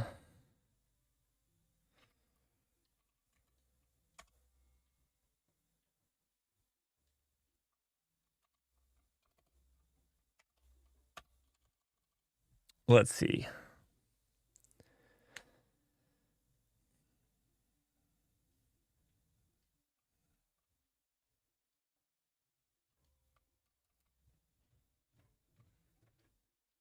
We'll have mode. And this will be oh,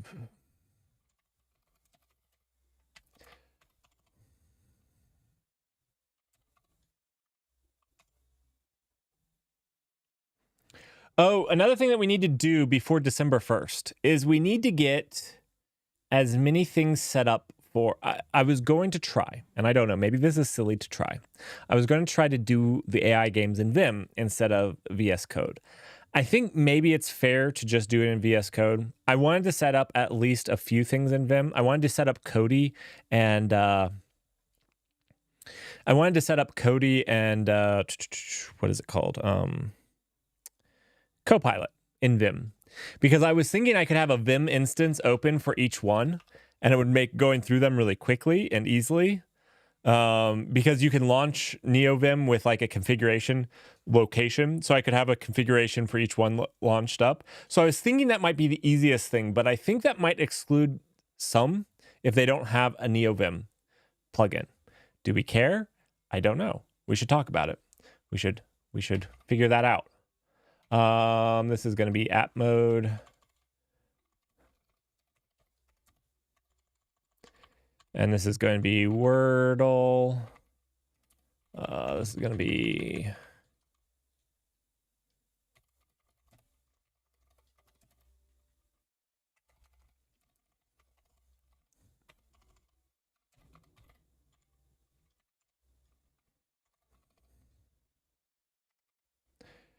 let's see.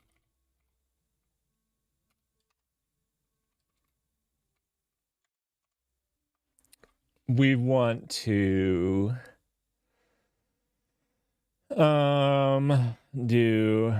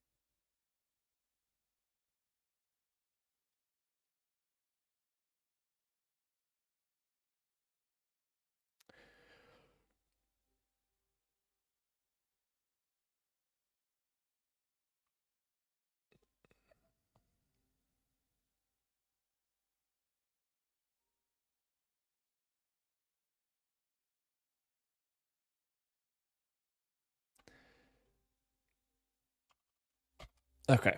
This seems silly, but I have a thought here, because we got to basically start a game loop. So I was thinking that there would also be like a function start. That creating a new one of these things wouldn't actually start anything. And this is basically where you would consume. I haven't made a game engine or a thing like this. Usually I just use other people's frameworks. So yeah, I'm thinking through it. I'm thinking through it. I actually thought about it this last week and read some stuff on how some people handle this type of stuff. There's a bunch of different ways, and I don't have experience doing them anyway, so we're just going to write some stuff and figure it out a little bit as we go. So we're going to have a start start I'm going to call this the game loop. No, I'm going to call it the app loop. App loop. And then in here, we also need a receiver. Should we have a generic register so like other things can register to it? I feel like we should. I feel like this should be a map of listeners. I don't even know how that would work at this point, but basically maybe a list of listeners where I'd like you to be able to like listen or register to messages for things, but we'll have to think on that a little bit. That sounds a little too Android-y to me, but for right now, we'll just do a Twitch chat channel. And we'll call this reader. That was terrible. Right, and we'll make this private for the time being. No need to touch it afterwards. No way to register different listeners or whatnot. Not yet. Not yet. All right, so this is going to be a channel. Let's see. I want the Tokyo channel, not the MPL channel. I don't know where that is. Can I fish for it? I probably can't.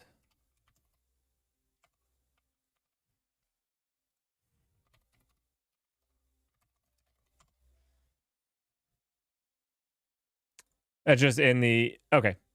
It's in the same place in sync MPSC. Okay.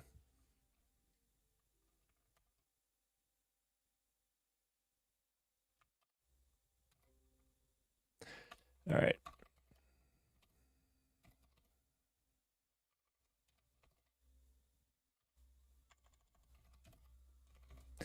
MP. Let's see. Have I not? Oh, this is not included. Okay, let's fix this. We'll jump over to main.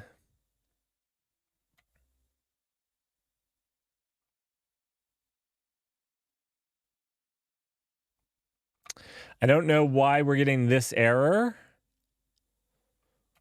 because it does.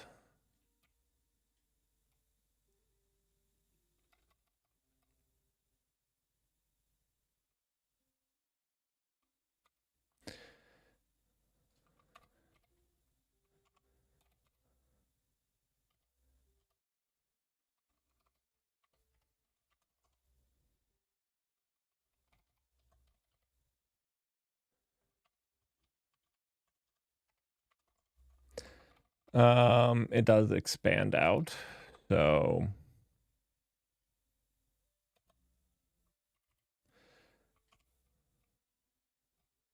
we have Tokyo with full. Okay, so that should be fine.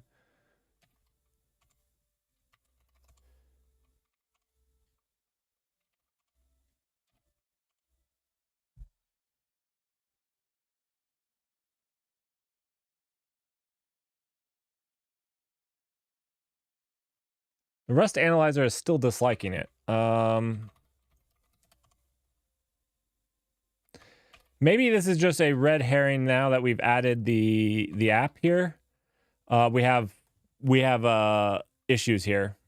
Lots of issues. So maybe that's just a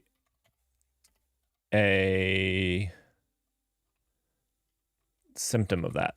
We'll just guess. We'll guess for the time being that that's a symptom. All right, let's see. We'll do an unbounded channel.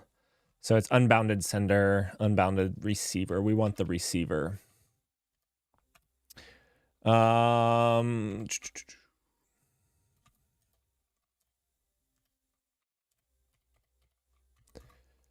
Unbounded receiver. For right now, we'll keep it simple as a string, I think.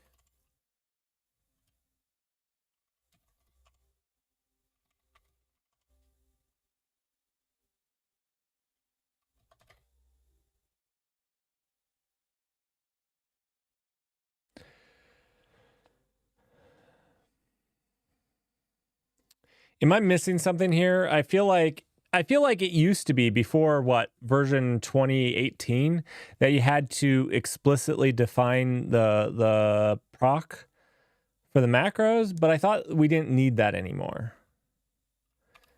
And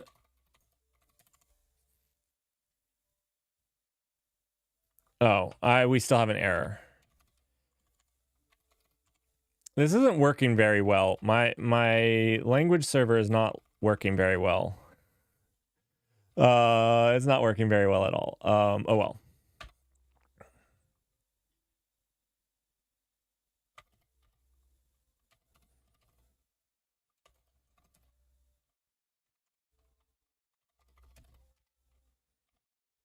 We're gonna call this receiver here. I know we could use RxTX. I just find this to be a little cleaner to read.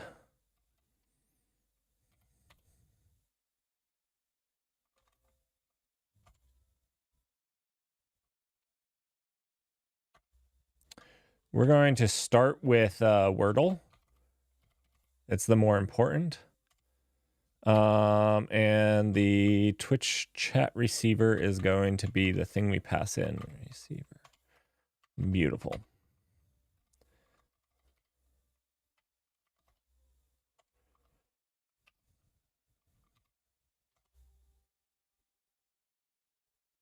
So that is working now. I'll put quotes in working. It's working. But my problem is, let's actually check if this is still having the same problem. It is. It's kind of annoying because part of me thinks that this is causing it to not show failures in the rest of it.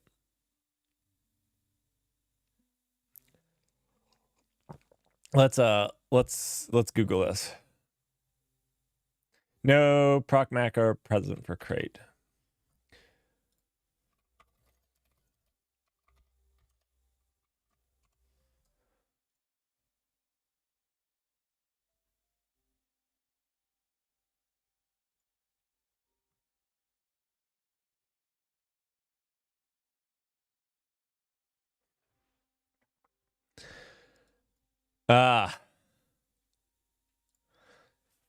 So there was an issue with Rust Analyzer.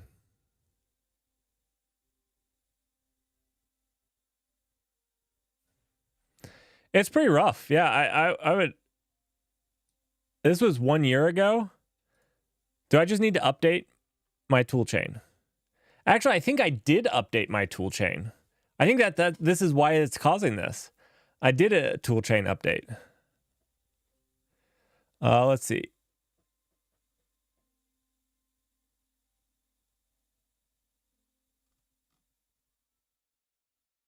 When did this get merged in?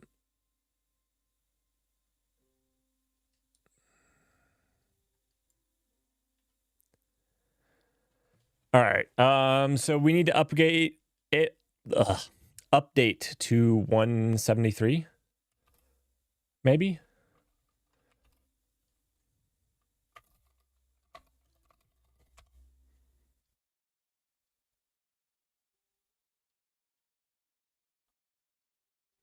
Actually, the Rust Analyzer, is that run through RustUp?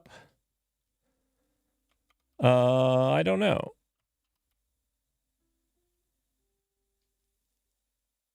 We'll see.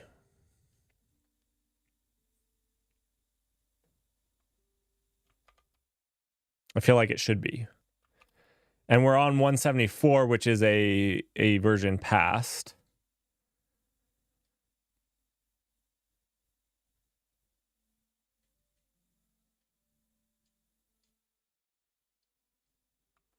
Let's see. Rust Analyzer. Come on, Rust Analyzer.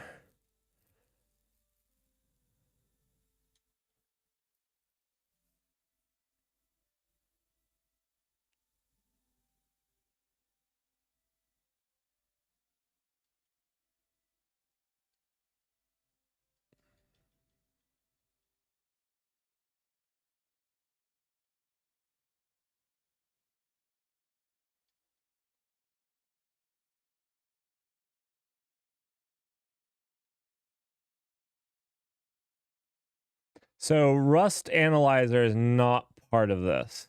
I didn't see it, right?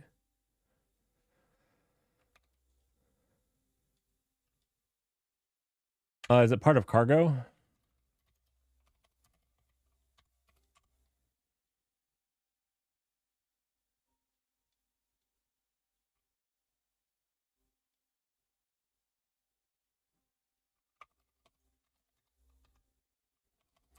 What version do I have even?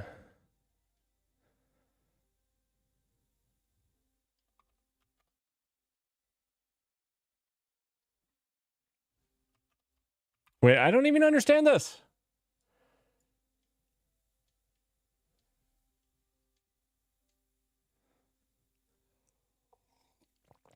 How is it responding with it not in the toolchain? How is this working then? I must have installed Rust Analyzer outside of the toolchain. Do I just need to do rust up? Rust up.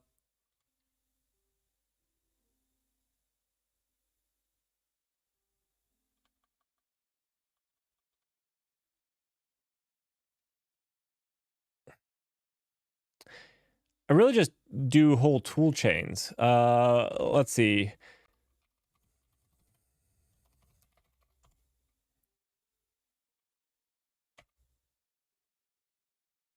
Yeah, like this is going to install a whole tool chain. I just want to add. Maybe I just do it through Cargo.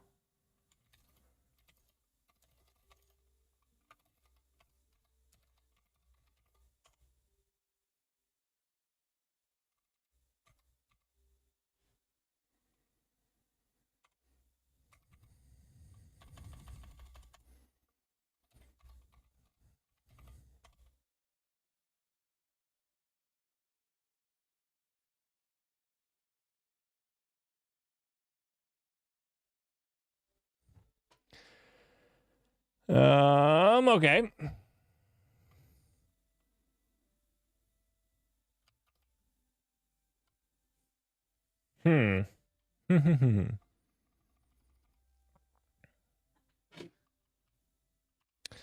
Let's do this.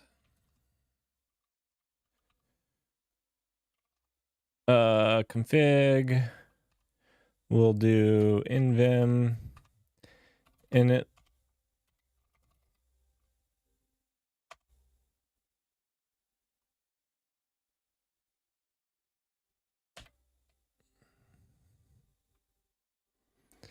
So I have the Rust Analyzer here.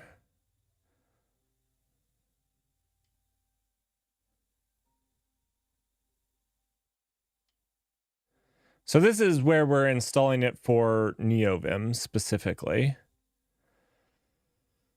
Do we specify a version?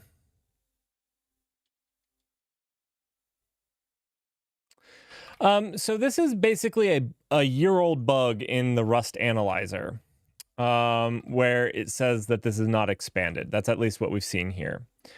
So I'm trying to update my Rust Analyzer that NeoVim uses because I think it's causing it not to see the other bugs. So like if I have other errors, it doesn't show that those are errors because it shows this. And this is actually not an error even.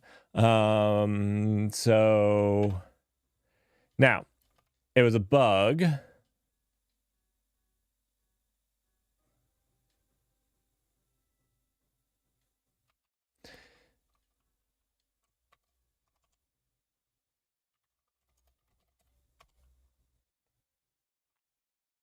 Now, I did update the toolchain, and I feel like it partially came around after doing that. Maybe just restarting the Rust Analyzer will fix it. Now, after doing the clean. Maybe that's all we needed. No.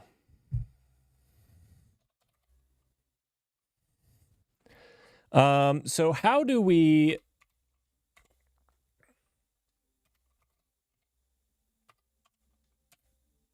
how do we specify a server?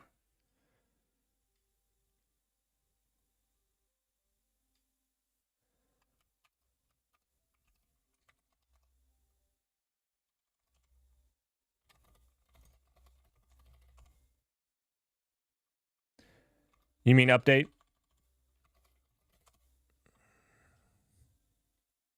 You've been using apt, haven't you? Haven't you?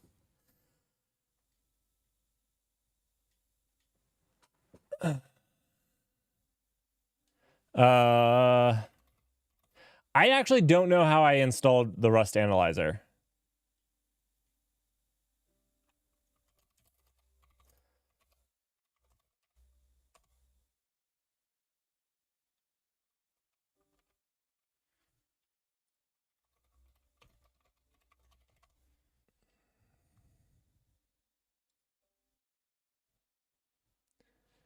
You're talking about this?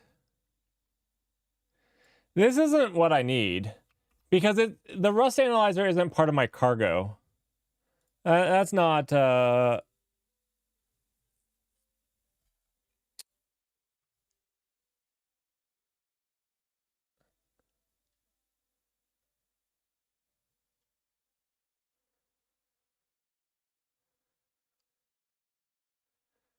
you have a link to it? I can't find the analyzer. That's the problem. If you do Rust analyzer, it tells you that it's not in the toolchain. That you're catching up to where we were at. So then I was looking at how we installed it with Vim, and basically it is.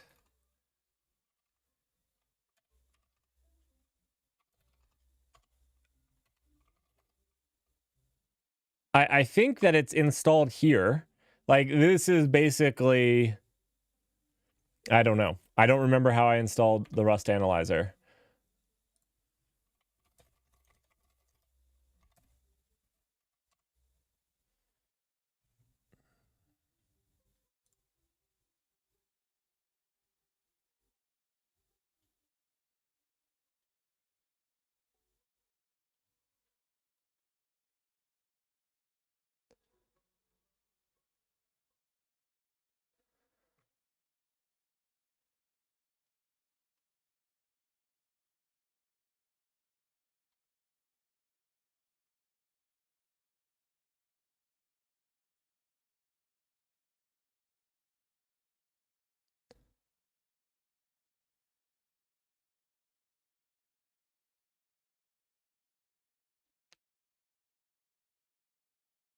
I mean, the analyzer is there. It's doing stuff. And it used to work. It used to work. I upgraded my toolchain. I just did a Rust up update to update the toolchain, and now it's stuck on this. And this is a year-old bug.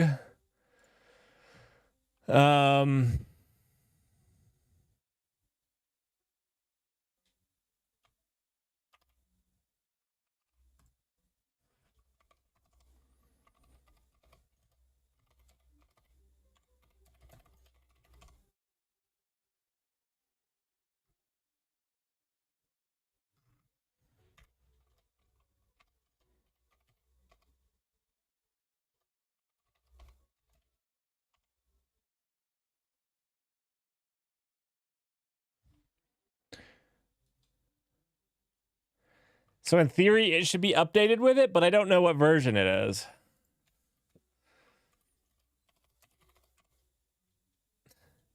If you do just Rust analyzer,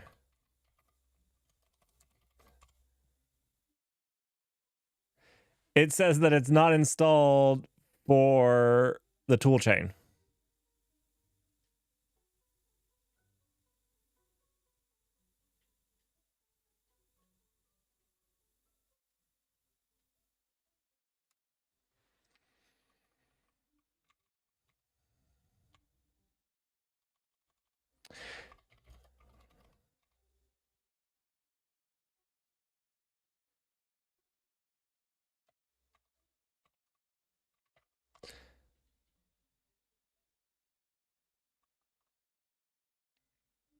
So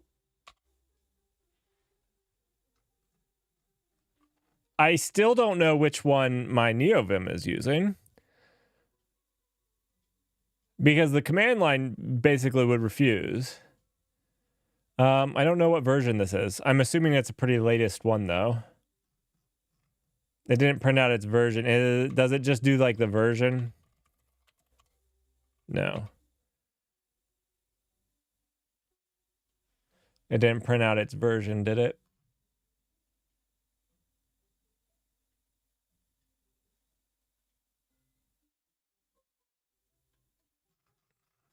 I've never used Rust tools.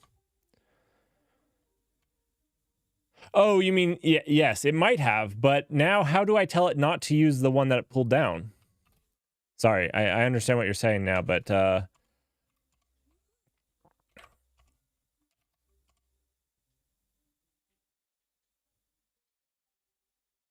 we'll see if this fixes it.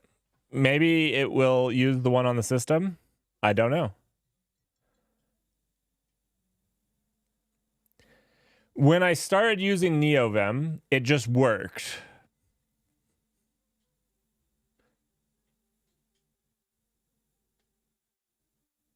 This is working better though, so I think it's using the new one. I think this is fixing it. Yeah. Yeah. We get real things again. I mean, the old one was working. It just broke. It just broke. Cool. Okay. Now we can go back here. Awesome.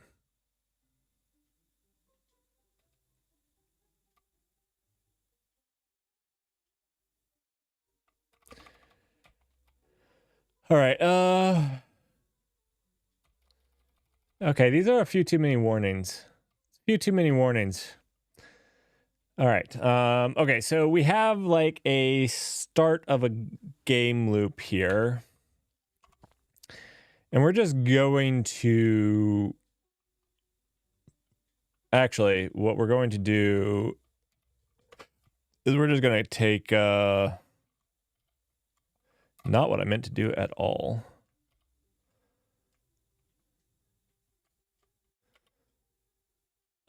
This loop, we're going to take this loop.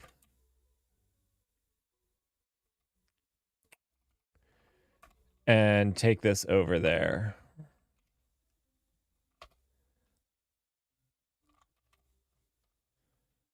Let's see.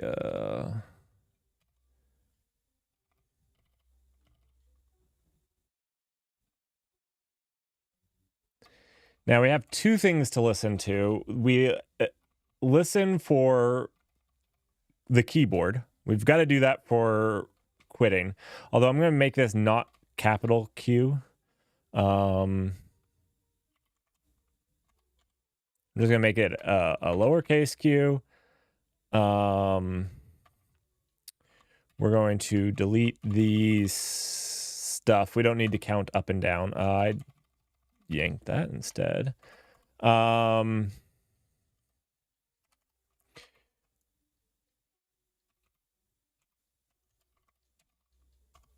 We will grab the Tui stuff. This won't need it anymore.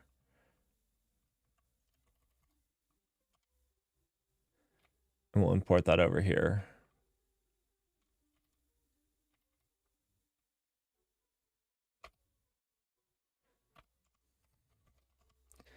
The Tui stuff will probably get moved out of here at some point.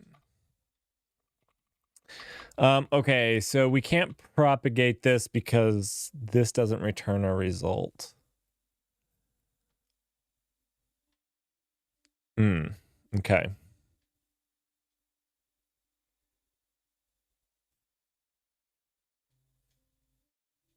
Let's just make this return a result for right now.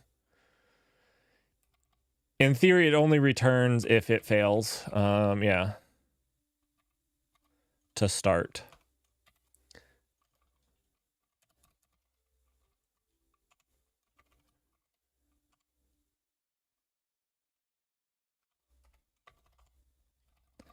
Okay, failed to resolve rect of undeclared type rect. That should have been in the imports, right?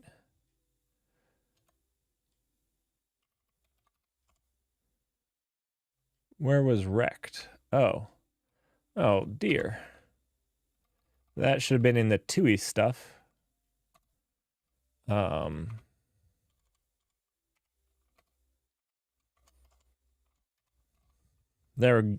we go. Keeping stuff clean.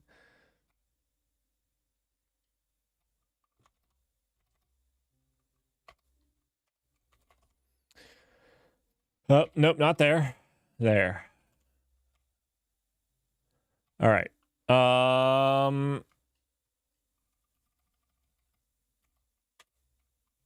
This should just be okay. Oh, if we don't have any of the up and down stuff, we actually just don't need that at all.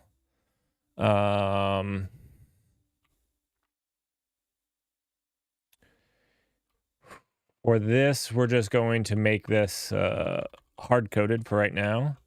I don't want to lose this work because this is how I know where to draw, render, calculate. We got it. We're gonna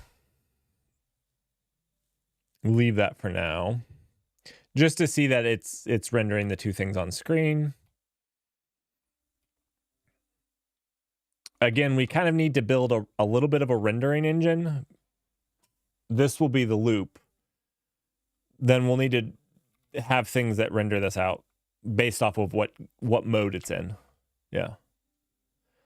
Actually, I put stream starting, but I feel like stream starting should be a mode where it says like stream is starting, but then you guys should be able to play Wordle while, and then be right back should be a mode, but there where it says be right back at the top, but then the mode should be like, this is a bad one. The app mode should be not Wordle. It should be stream starting, be right back. And then there should be something like a current game. And that will be Wordle. Although this is kind of old school thinking. If I was thinking in Rust terms, we could do something more like this, where we do like game mode. Yeah, this is maybe even better. And we could have things that aren't game modes. Yeah. And then we're just going to do this as game mode. Game mode. You know what? I'm going to undo that. I got to punish myself. I got to come up with a punishment when I don't use Vim motions here. So this would be CIW. Yeah. Game mode.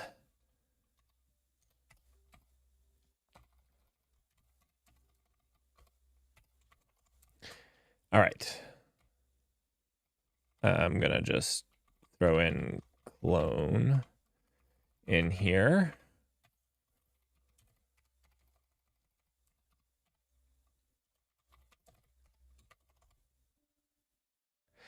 See you, Russell. Thanks for hanging out for a little bit.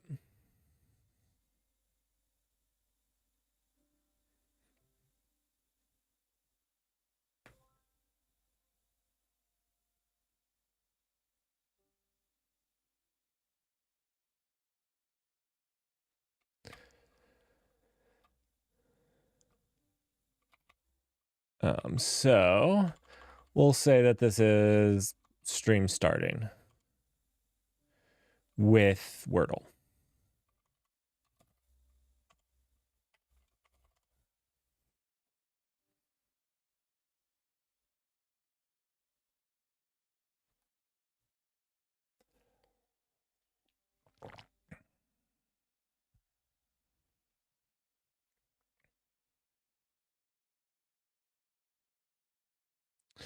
So now, oh, wait. This is upset. Why is this upset? Clone is not satisfied for the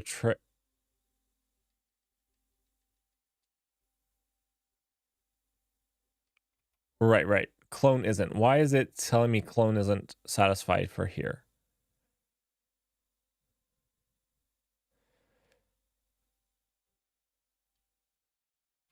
I don't know why. I am not calling clone. Oh, because I put clone on here. I see. This can't be cloned. The app can't be cloned, which is fine because we should only have one.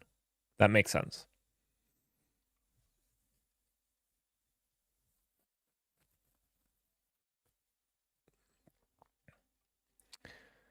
Because this can go across threads. Kind of. The Tokyo one can. All right, let's jump back into main. That's not at all what I want to do. And let's move, what was it? This? Yeah, this run UI. Let's delete this. Let's delete this.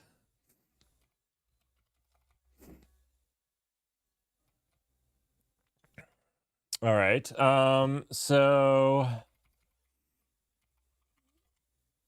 this is no longer true here. And what we need to do is we need to create our app and call run on it in there.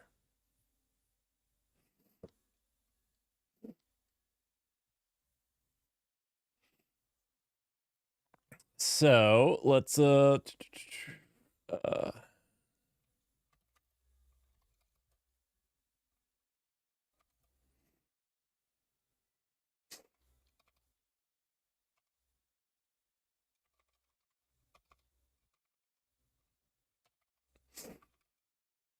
right. I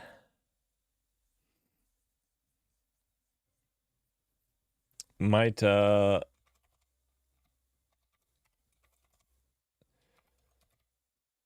yep. We need to create a new channel, which we're using this one. Yeah, cool.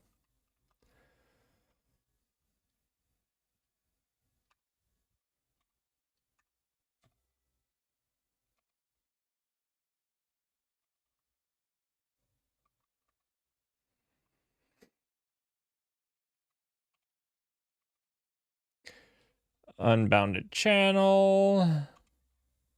There we go. Let RX TX equal, you know what? We will rename those. Those are horrible names. Receiver. One second, misspelled that. Sender equals that. All right.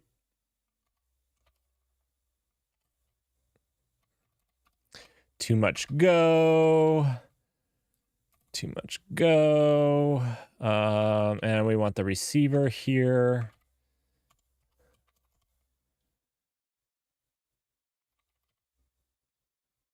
It's sender receiver. So oops.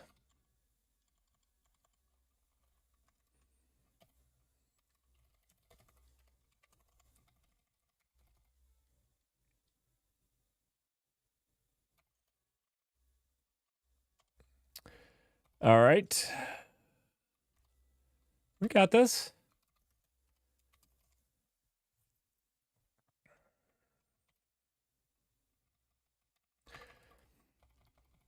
All right. And so then all we have to do here is, let's see. I want to select the whole line. What is that? It's, not W. See, we'll do W and then we'll just delete that. It works. App.run.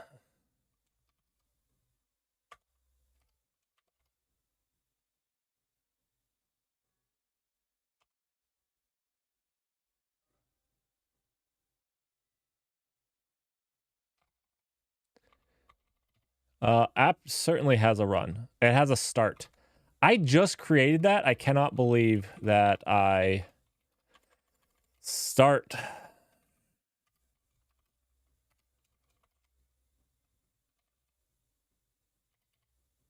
Oh, and this is me being a dum-dum. Shouldn't be an associated function. It should have a reference to self. Thank you. Thank you.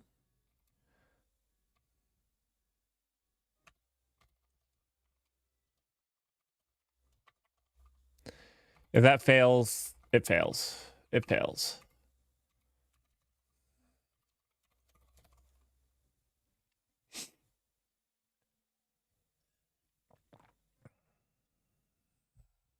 All right, so we're back to where we were. Cool. But now we have a little bit of a game, an application engine that we're starting. This will be our app singleton. Ugh, this terrifies me. I've never made an application thing like this before. All right.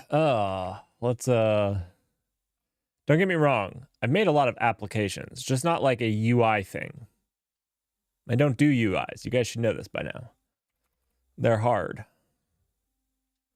All right, and we have our sender and receiver. So now we can, in theory, actually, we're going to yank this and put this up here. Let's delete that. So now on a new message, we should be able to actually send that on this. So let's see. Here, we're just going to send the message text if we get a private message.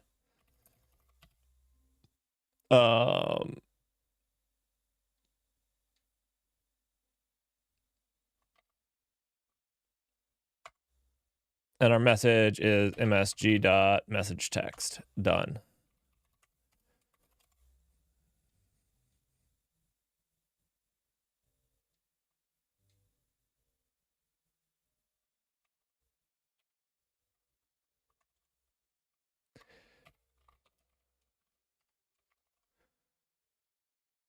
All right. But I don't care. All right, so if we do this, if it's a command, okay, so basically we need to check for commands as well. You know, honestly, the app should deal with all of this. We're just gonna shove all this into the app. We don't care. Now, what we do need is a way to send back, I guess, because we need to be able to send back to the Twitch. So does that mean we need 2 of these?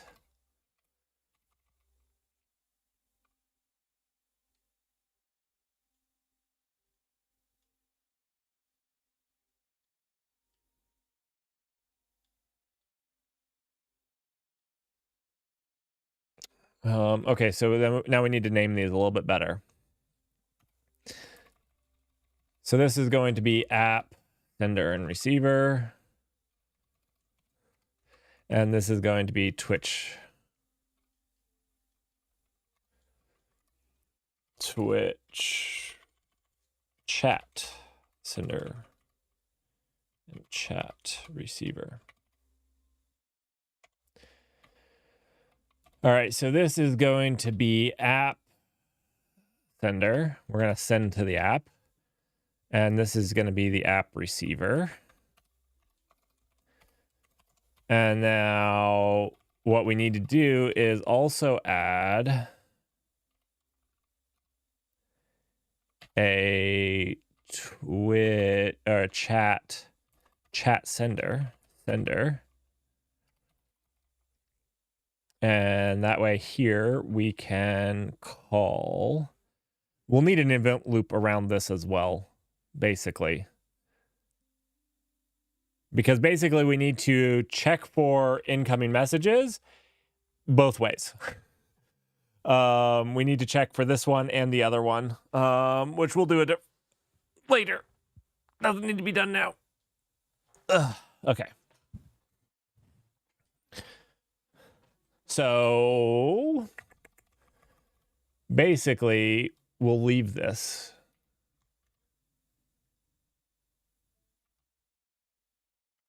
We'll leave this.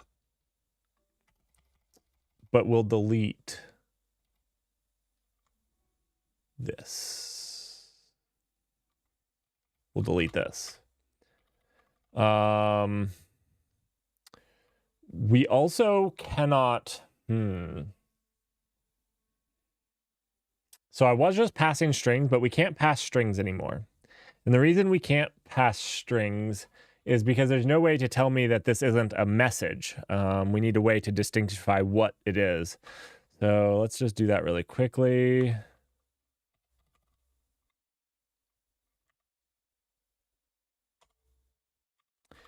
And this is going to be, no, undo that. Yeah, thank you. Clone. This is going to be type, MSG type.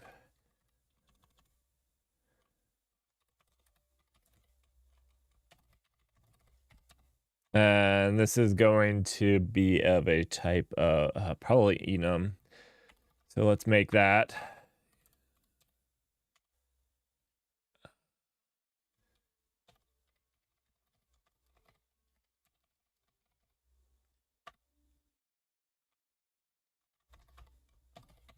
This feels too heavy. So we could do it by just having multiple senders and receivers. So like one's for chat messages and one's for... That's actually probably the performant option. If you're wanting to talk about like raw performance. If you're wanting to talk about raw maintainability, that one probably sucks more. All right, so chat message. Yeah. And then what's the other one?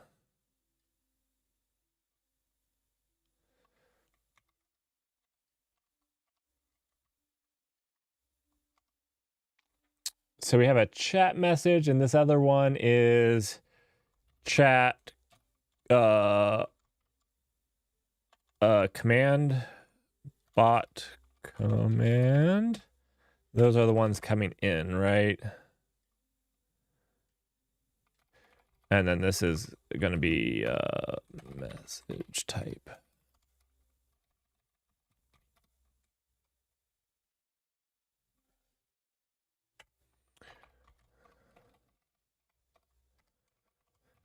All right. We'll leave it at this for right now.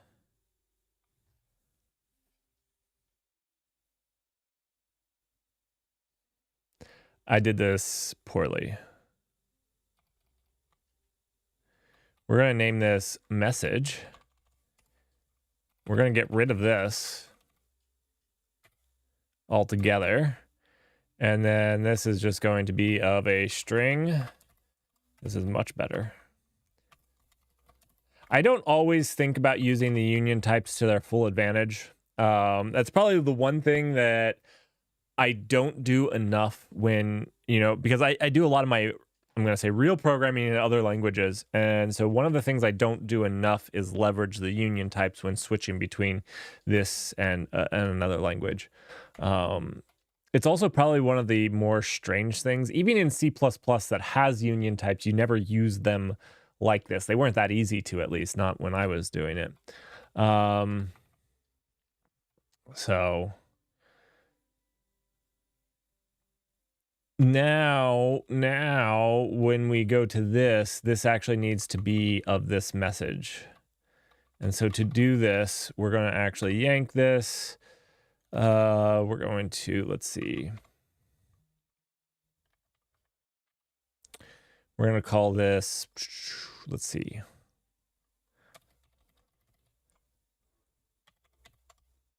That sucks, but it's okay.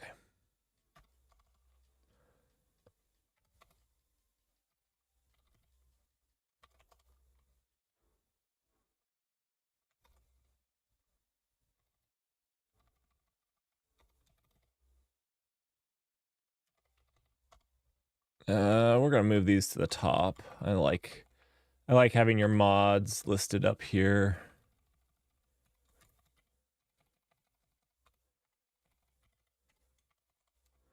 All right. And then we can delete this one.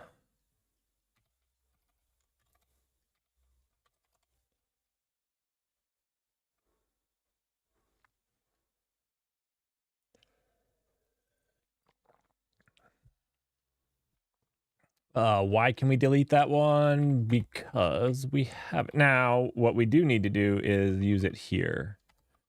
We need to use it here. Instead of an unbound restringer of string, it should be of message.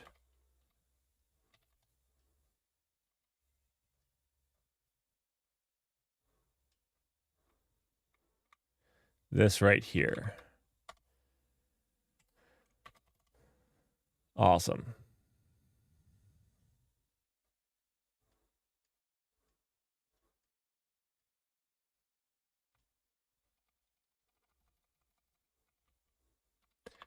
And this is going to be message. Boom. What we do need now is this is the Twitch chat receiver. Now we need the Twitch chat sender.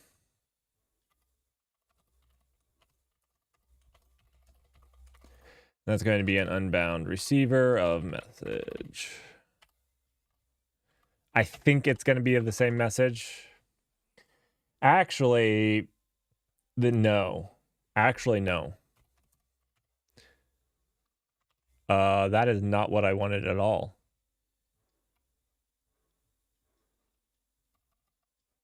Oh no. Oh no. That's not what I want.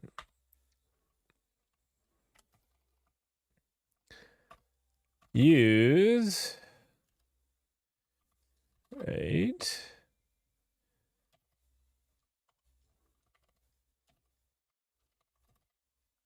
I think the problem comes from I didn't make it a public. Let's go and do that.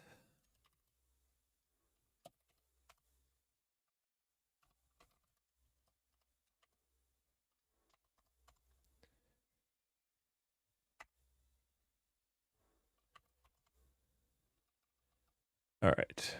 Fix that problem.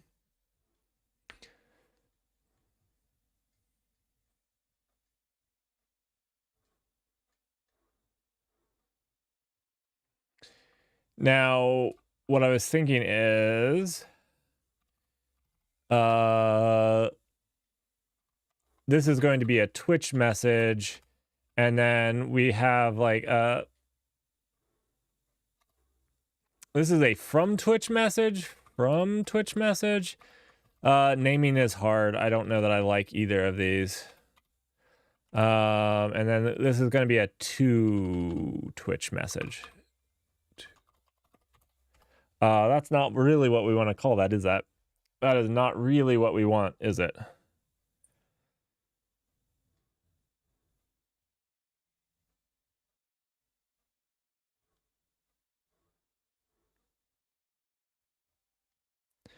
What is it that we want there?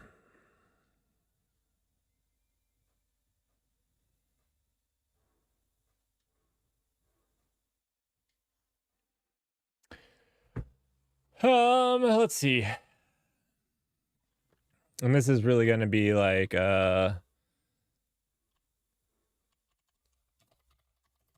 really all we want to do is send a message back at this point. Maybe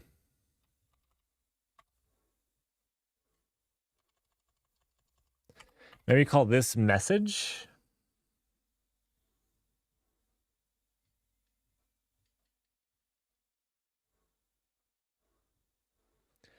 We'll think about it. We're gonna call this Twitch message.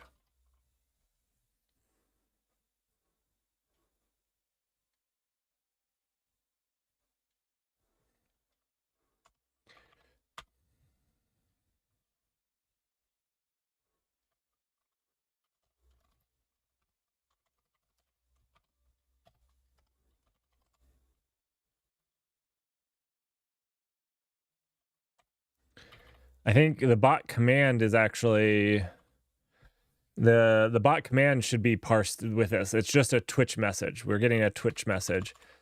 Twitch message. Okay, so I don't know what to call these. I don't know what to call these. We're going to leave them not like this. I don't like this just being message. It's just we want to send something to Twitch.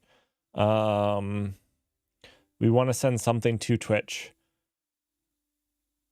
What do we want to call? Maybe just make this a string for right now. I think we're just going to leave this. And what we do is we just make this a string over here. For now. Until there's something else we want to send. All we can do is send something straight to... That's what we're doing. And then this can actually just stay as message, right? Because we don't have to have two of them. Which I know is a terrible name still. It's a terrible name still. But we'll live with it. We'll live with terrible names. All right. And now we have a receiver to do, or a sender here. Sender. Unbounded receiver of string. And we can throw that in here. Let's see. Twitch chat sender. Sender.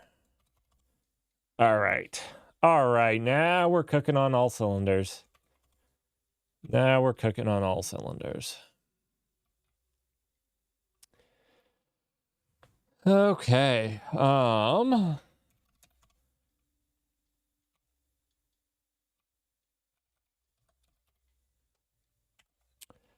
I think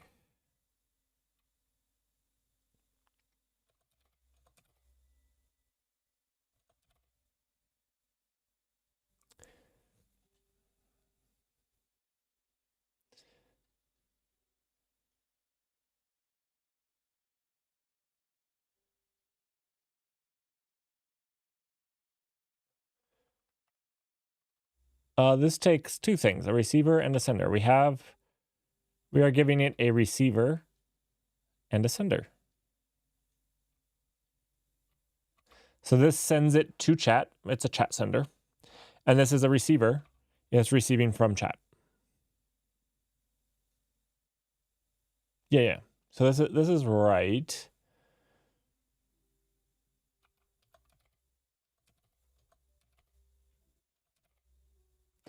You know what?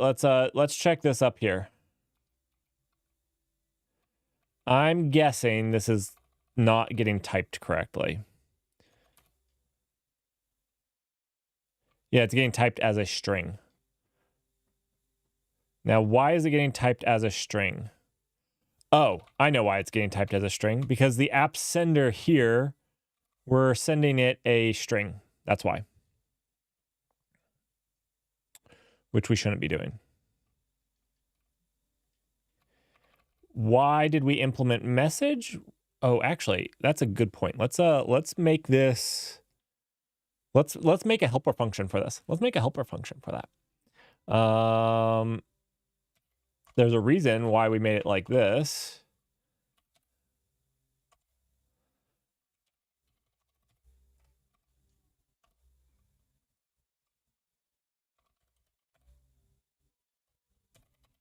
New Twitch message string.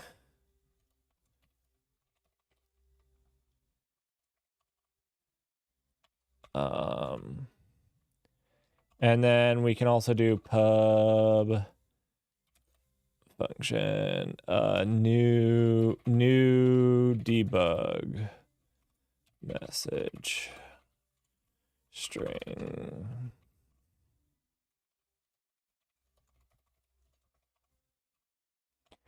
So here we'll just do debug with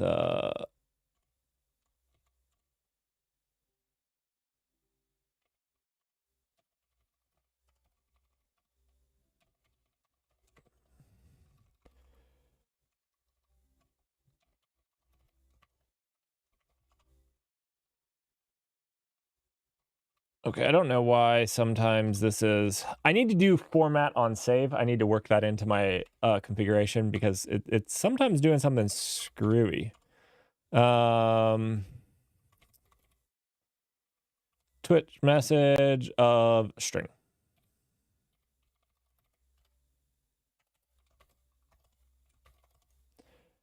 All right.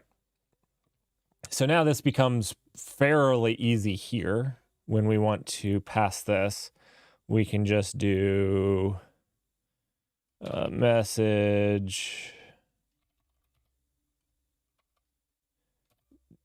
new Twitch message.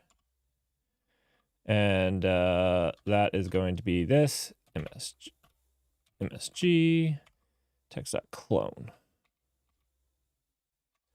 We'll need one more there. So now that should fix our typing issue here. So if we go down, no, that didn't like that. Why? What does it think app sender is now? Unbound sender of message, and this should be unbound. Yeah. Why does it say... Oh, okay. So the unbound sender, the chat sender is the problem it has now, which needs to be typed as a string. Okay. That should be getting its type from here, though, right? Because we're not using chat sender anywhere else. Yeah, that's the only place we're using chat sender. So it should be getting its type from that function itself. Interesting. Interesting. Wait, is chat receiver getting used somewhere else?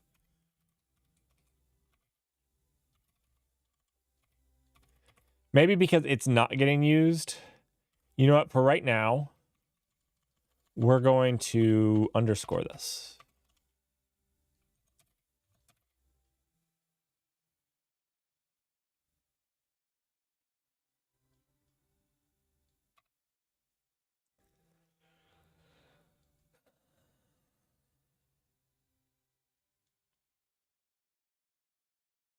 We can just force its types. I hate doing that, though. I kind of like the inferred.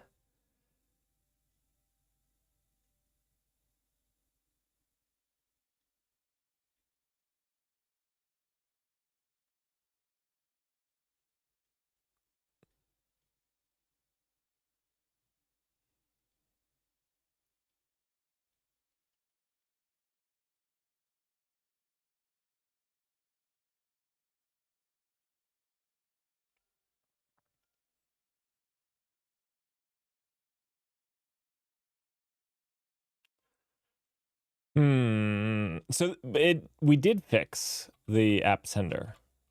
The app sender and receiver are of the correct type now. I think this is pretty easy.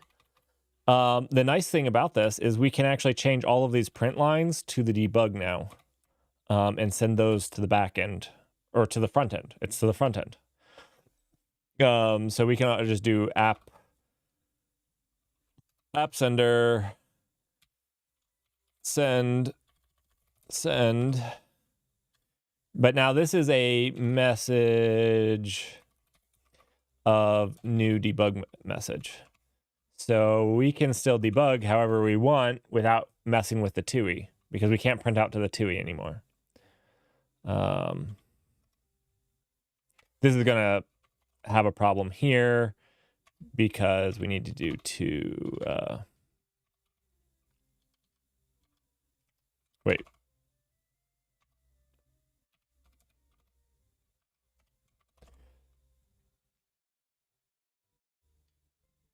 Did not work nearly as... Oh, this is why it's complaining. All right, there we go. There we go. Now this should... to string.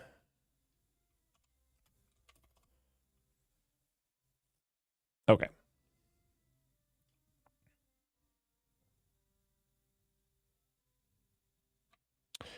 Let's see. Let's jump all the way back here and do... We're going to ignore if that... Okay, and that's going to force us to do this.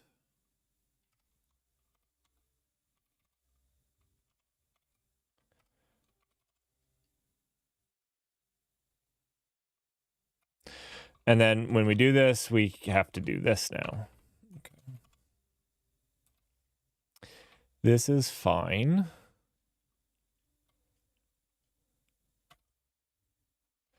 So we'll do let underscore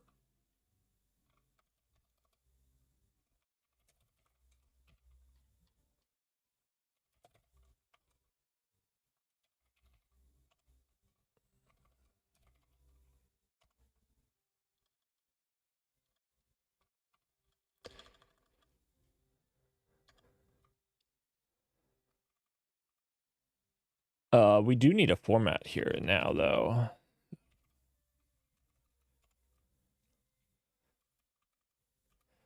Then we need another one of these and another one of these, and then we need a semicolon. Delete that, and then boom. All right, well, that's updated now.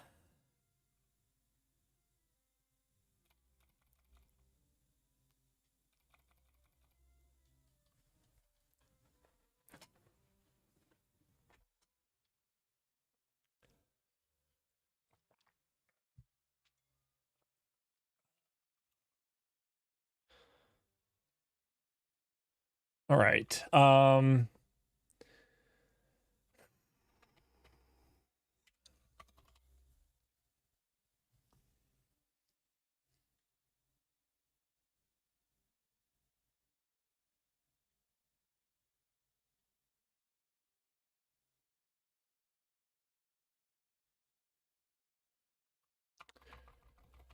We can force this. I think that's just going to be the easiest way.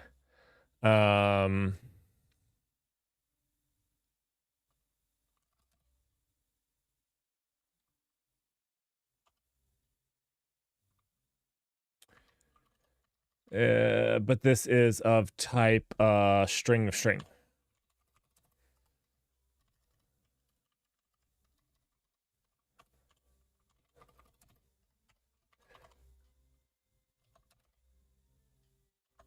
Come on.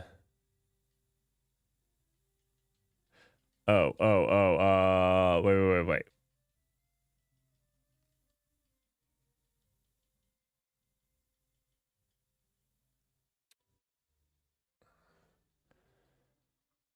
Wait, it expected a receiver. Why did it expect a receiver? I want this to be a sender. Yeah, I screwed this up. I screwed that up. All right, there we go. Now. It's a shame that we have to type it. It's okay. It's okay. We got it. I think we won't have to type it as soon as we actually leverage the sender. Once we actually try to send something through it, that will force it to type. But it should have been forced to type through that function, but it wasn't for some reason.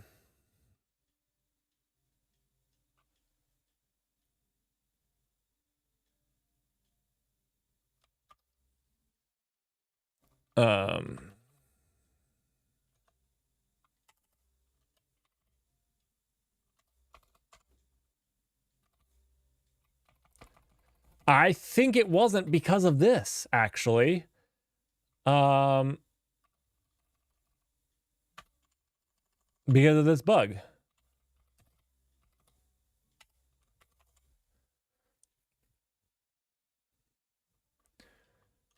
So we might be able to go back here and remove this.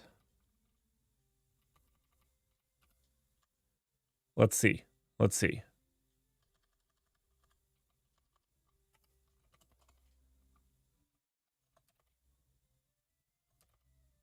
Yeah. That was the problem. The problem was I wasn't reading the error message very well.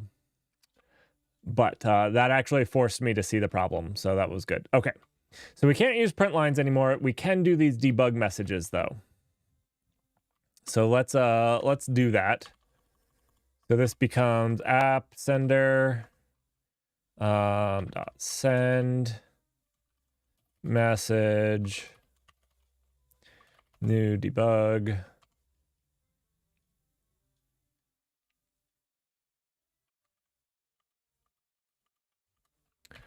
To string.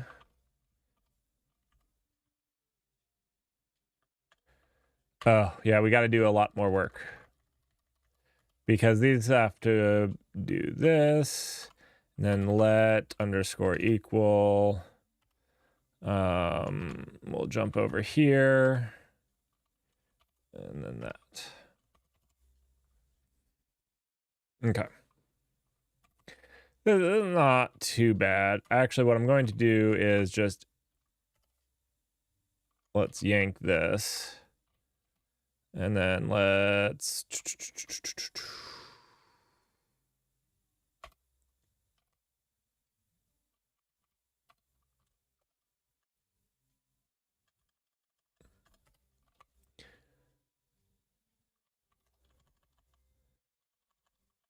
we got a Pong.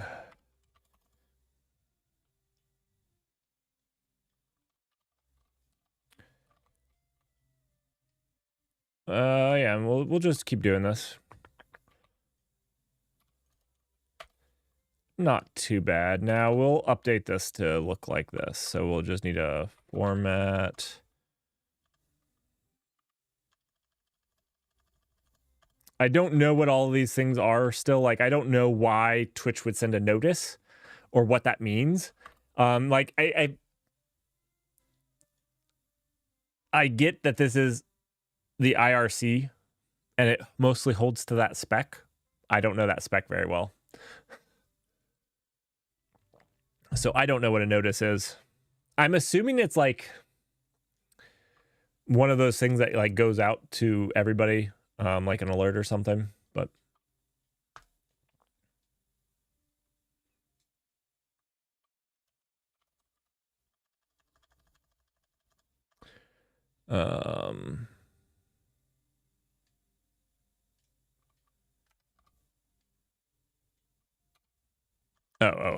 not to string.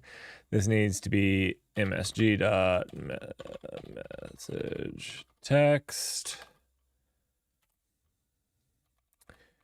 Need a comma. Need a. And now we need to delete this.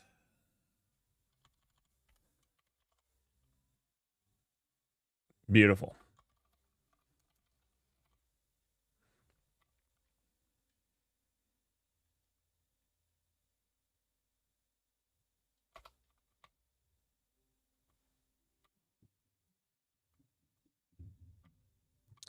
We'll just change this to user notice. And then we can just delete this. Nice. Oh, we need to do that.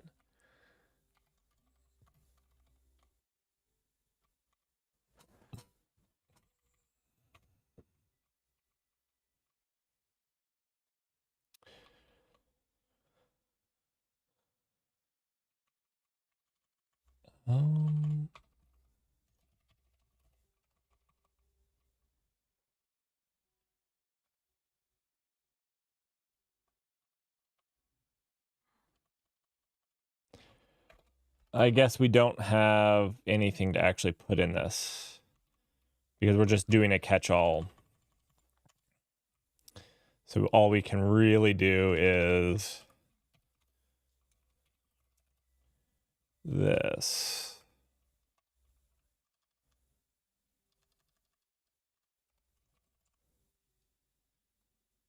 Yeah, okay.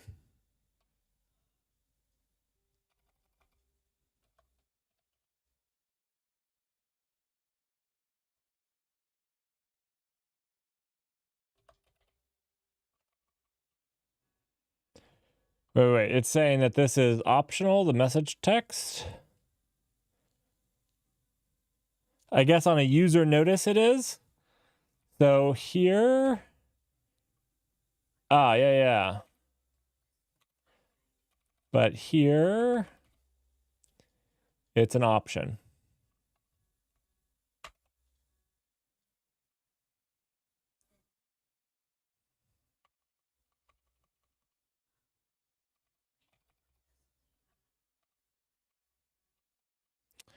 So, you know what we're going to do? We're going to find something not optional.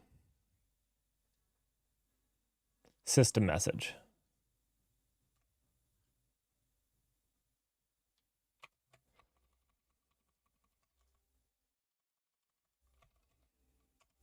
There we go. Okay, so we've got a front end. We can pump everything to the front end. And vice versa.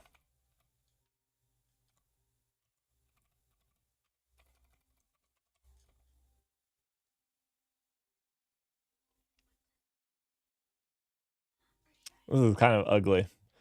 It's a little ugly. You know what we should do? We should make a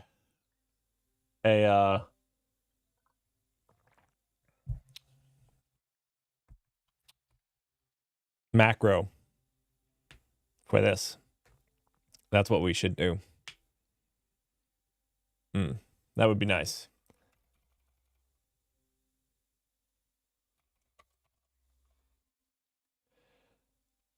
Okay, so let's look at the app. We have Twitch messages coming in.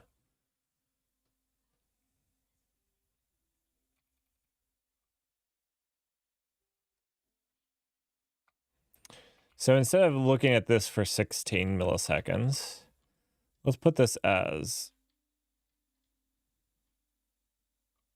5.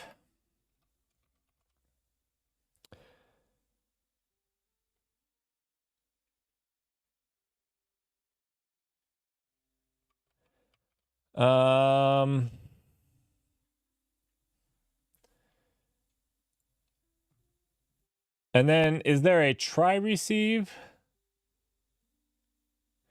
I don't want to block here. I want to like just try and then move on, right?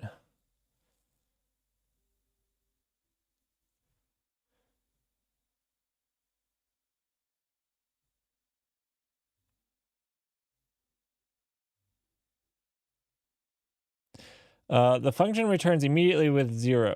Wait. This method extends buffer by no more than a fixed number of values as specified by limit. If limit is 0, okay, I don't care about that. That's not what I want. Try receive. Okay, so we do have a try receive.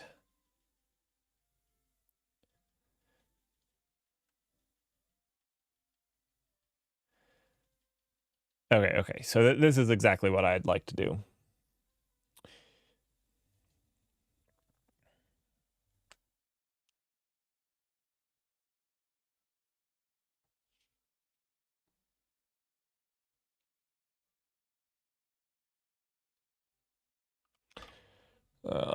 Okay, so here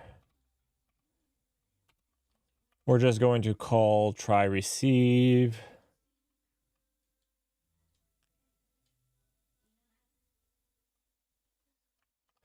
We'll just do a match.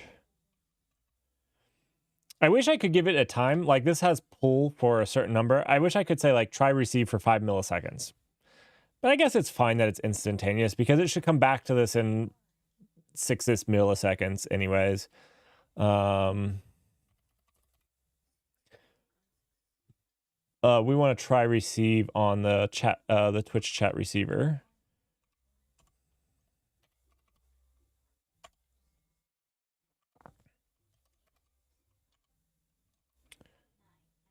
What have I done here?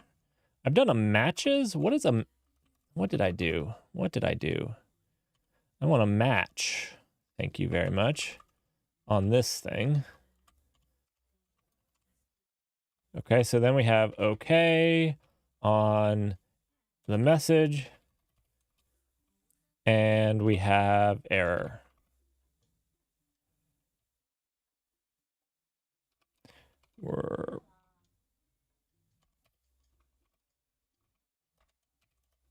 I don't know what we're going to do.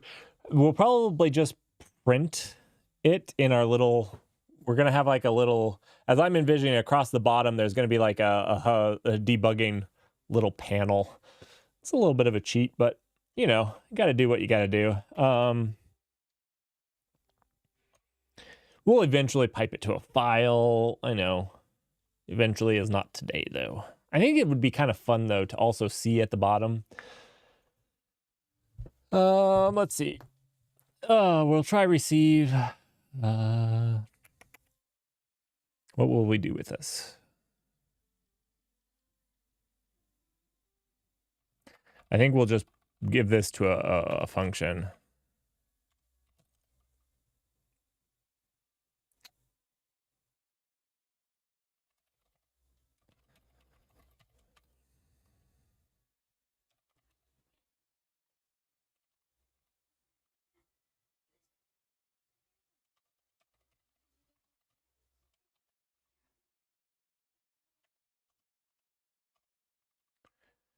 Let's just do this. This is bad.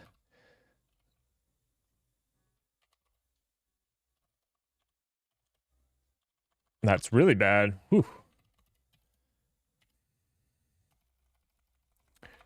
And then this would be something like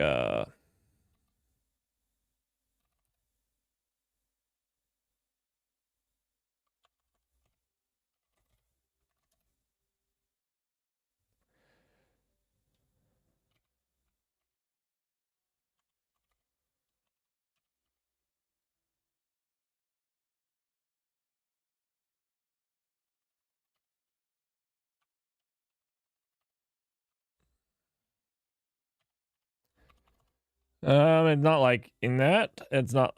I did skinny arrow, not fat arrow. I did a plus arrow now. All right. That's why that was not liking that. And then for right now, if we get an error here, we're just going to do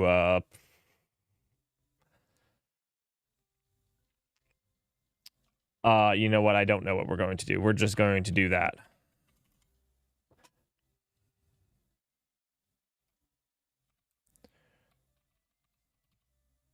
Yeah. We're going to do that. We're going to do that. Now, what we need to do, does render widget give us a widget back that we can update?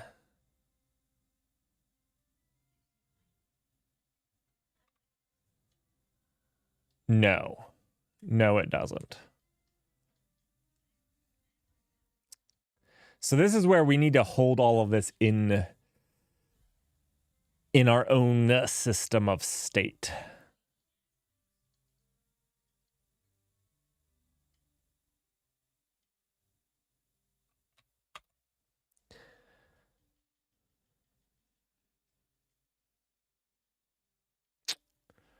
Okay.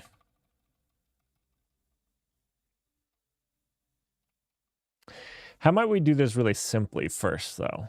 Well, the simple thing would be, let's just do latest message.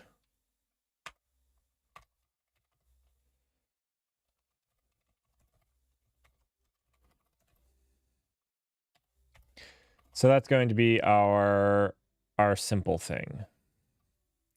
And for our new thing here, we're just going to give it a latest message is none.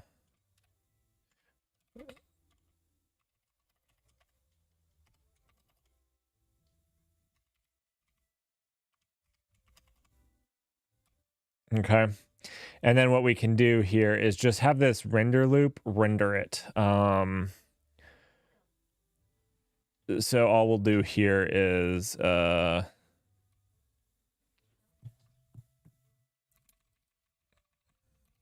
does require a mutable self. Probably going to be that way anyways.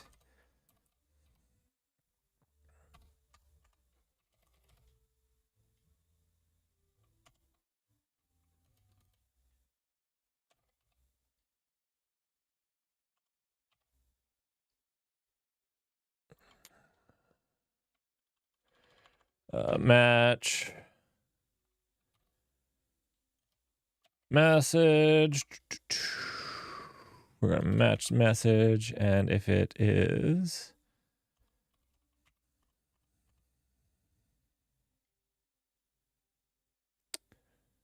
let's see, debug. Fat arrow, it's going to be S, and then message, Twitch message, it's also just going to be S. We're just going to literally print out whatever the latest one was. I think this makes sense. Okay. Beautiful. All right, and now we have to also make this a mutable reference,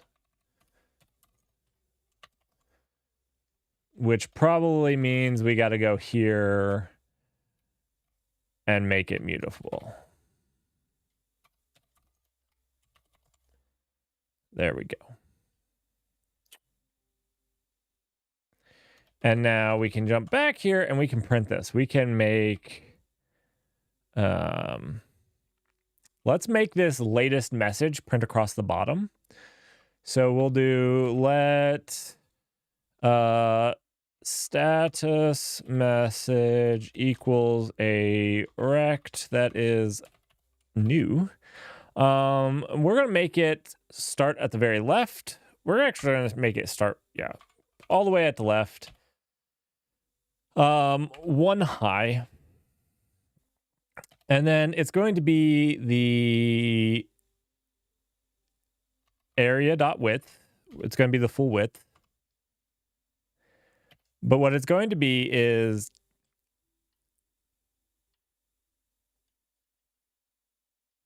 no, this is the starting height. This is going to be area height height minus area height. This is kind of dumb. Area height minus 1, right? So it's going to be 1 up from the bottom. And the height of this area is going to be 1. So it's just across the bottom.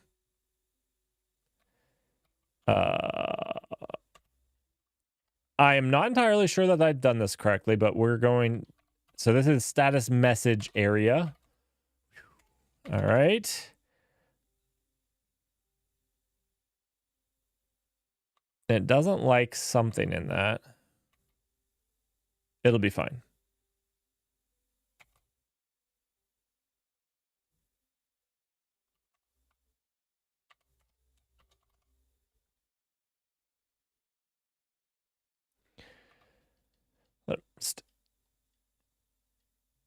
Okay, so now we can do frame.render widget. We'll do the paragraph new. We're going to do a format.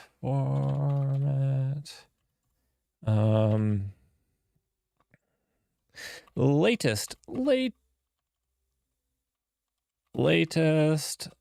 message.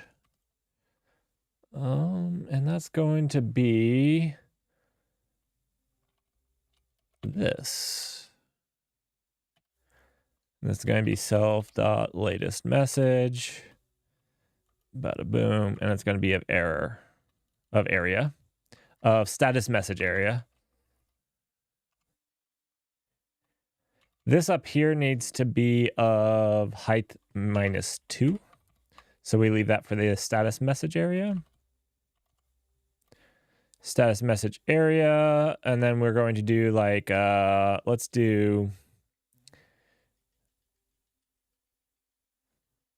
dark gray on gray. The inverse of the above.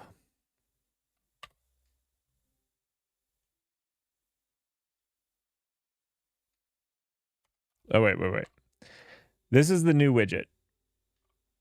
Oops. Okay. I see where I've errored. I've seen where I erred. This needs to be on here, on the paragraph. So on the paragraph, we're going to do dark gray, on gray. Okay, it's still upset. It's still upset. How have we upset this so much? Oh, this needs to be the paragraph. Okay, okay. Yeah, there we go. Will this work? Will this just work? Have we made an abomination? Yes, we have. But it might work. Look at that. Latest message was other message. You think if we send a message, it will get it? Hello. Hello times. Hello times. Okay, so the placement isn't quite right. It was supposed to be across the bottom, which I think there is something here. The words just aren't there. So the dark gray is down there. Now we got a Pong message. Okay, cool. Let's get out of that. We screwed something up. Okay, let's look at this new rect. I think I screwed this up. So new rect gets X and Y and width and height. Ooh, what does that mean? Creates a new rect with width and height limited to keep the area under U16. If clipped, what does X and Y mean? I thought that this was where you like this, the top left and the bottom right. That's how I was treating this. Oh, okay, that is what it is. Okay, so it's the top right, or the top left, sorry, top left corner plus the height and width. Okay, okay, okay. So the top,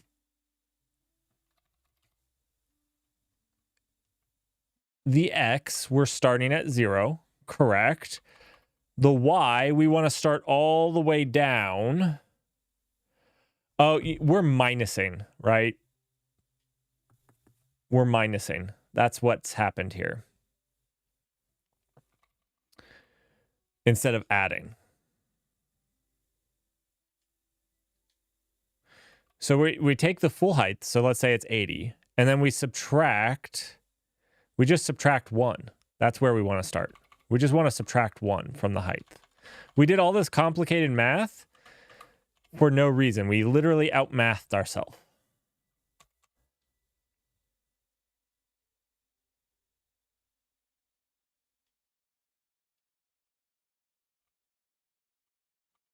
Okay. Okay, this is better now. This is better. That is not what I wanted to do. I wanted to cargo run that. There we go. All right, all right. So now our status message is at the bottom, right as it should be.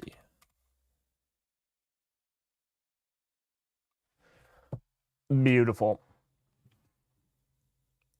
Oh, that's pretty good.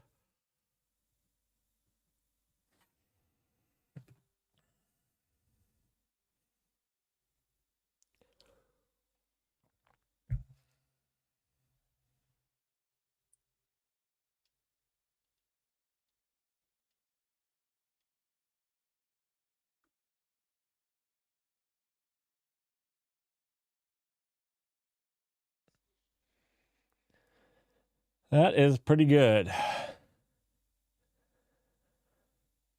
So now all of our debugging messages will go here as well. And basically this can be our game or whatever we want it to be. I think we'll probably do something like chat, maybe chat over here, game over here. So people can see the whole chat. And then like whatever is being played is on this quarter. So what we probably need to do is do some sort of widgeting ourselves, and we'll probably need to keep track of those widgets. So we have some work to do. Not a problem, though. Cool. Cool.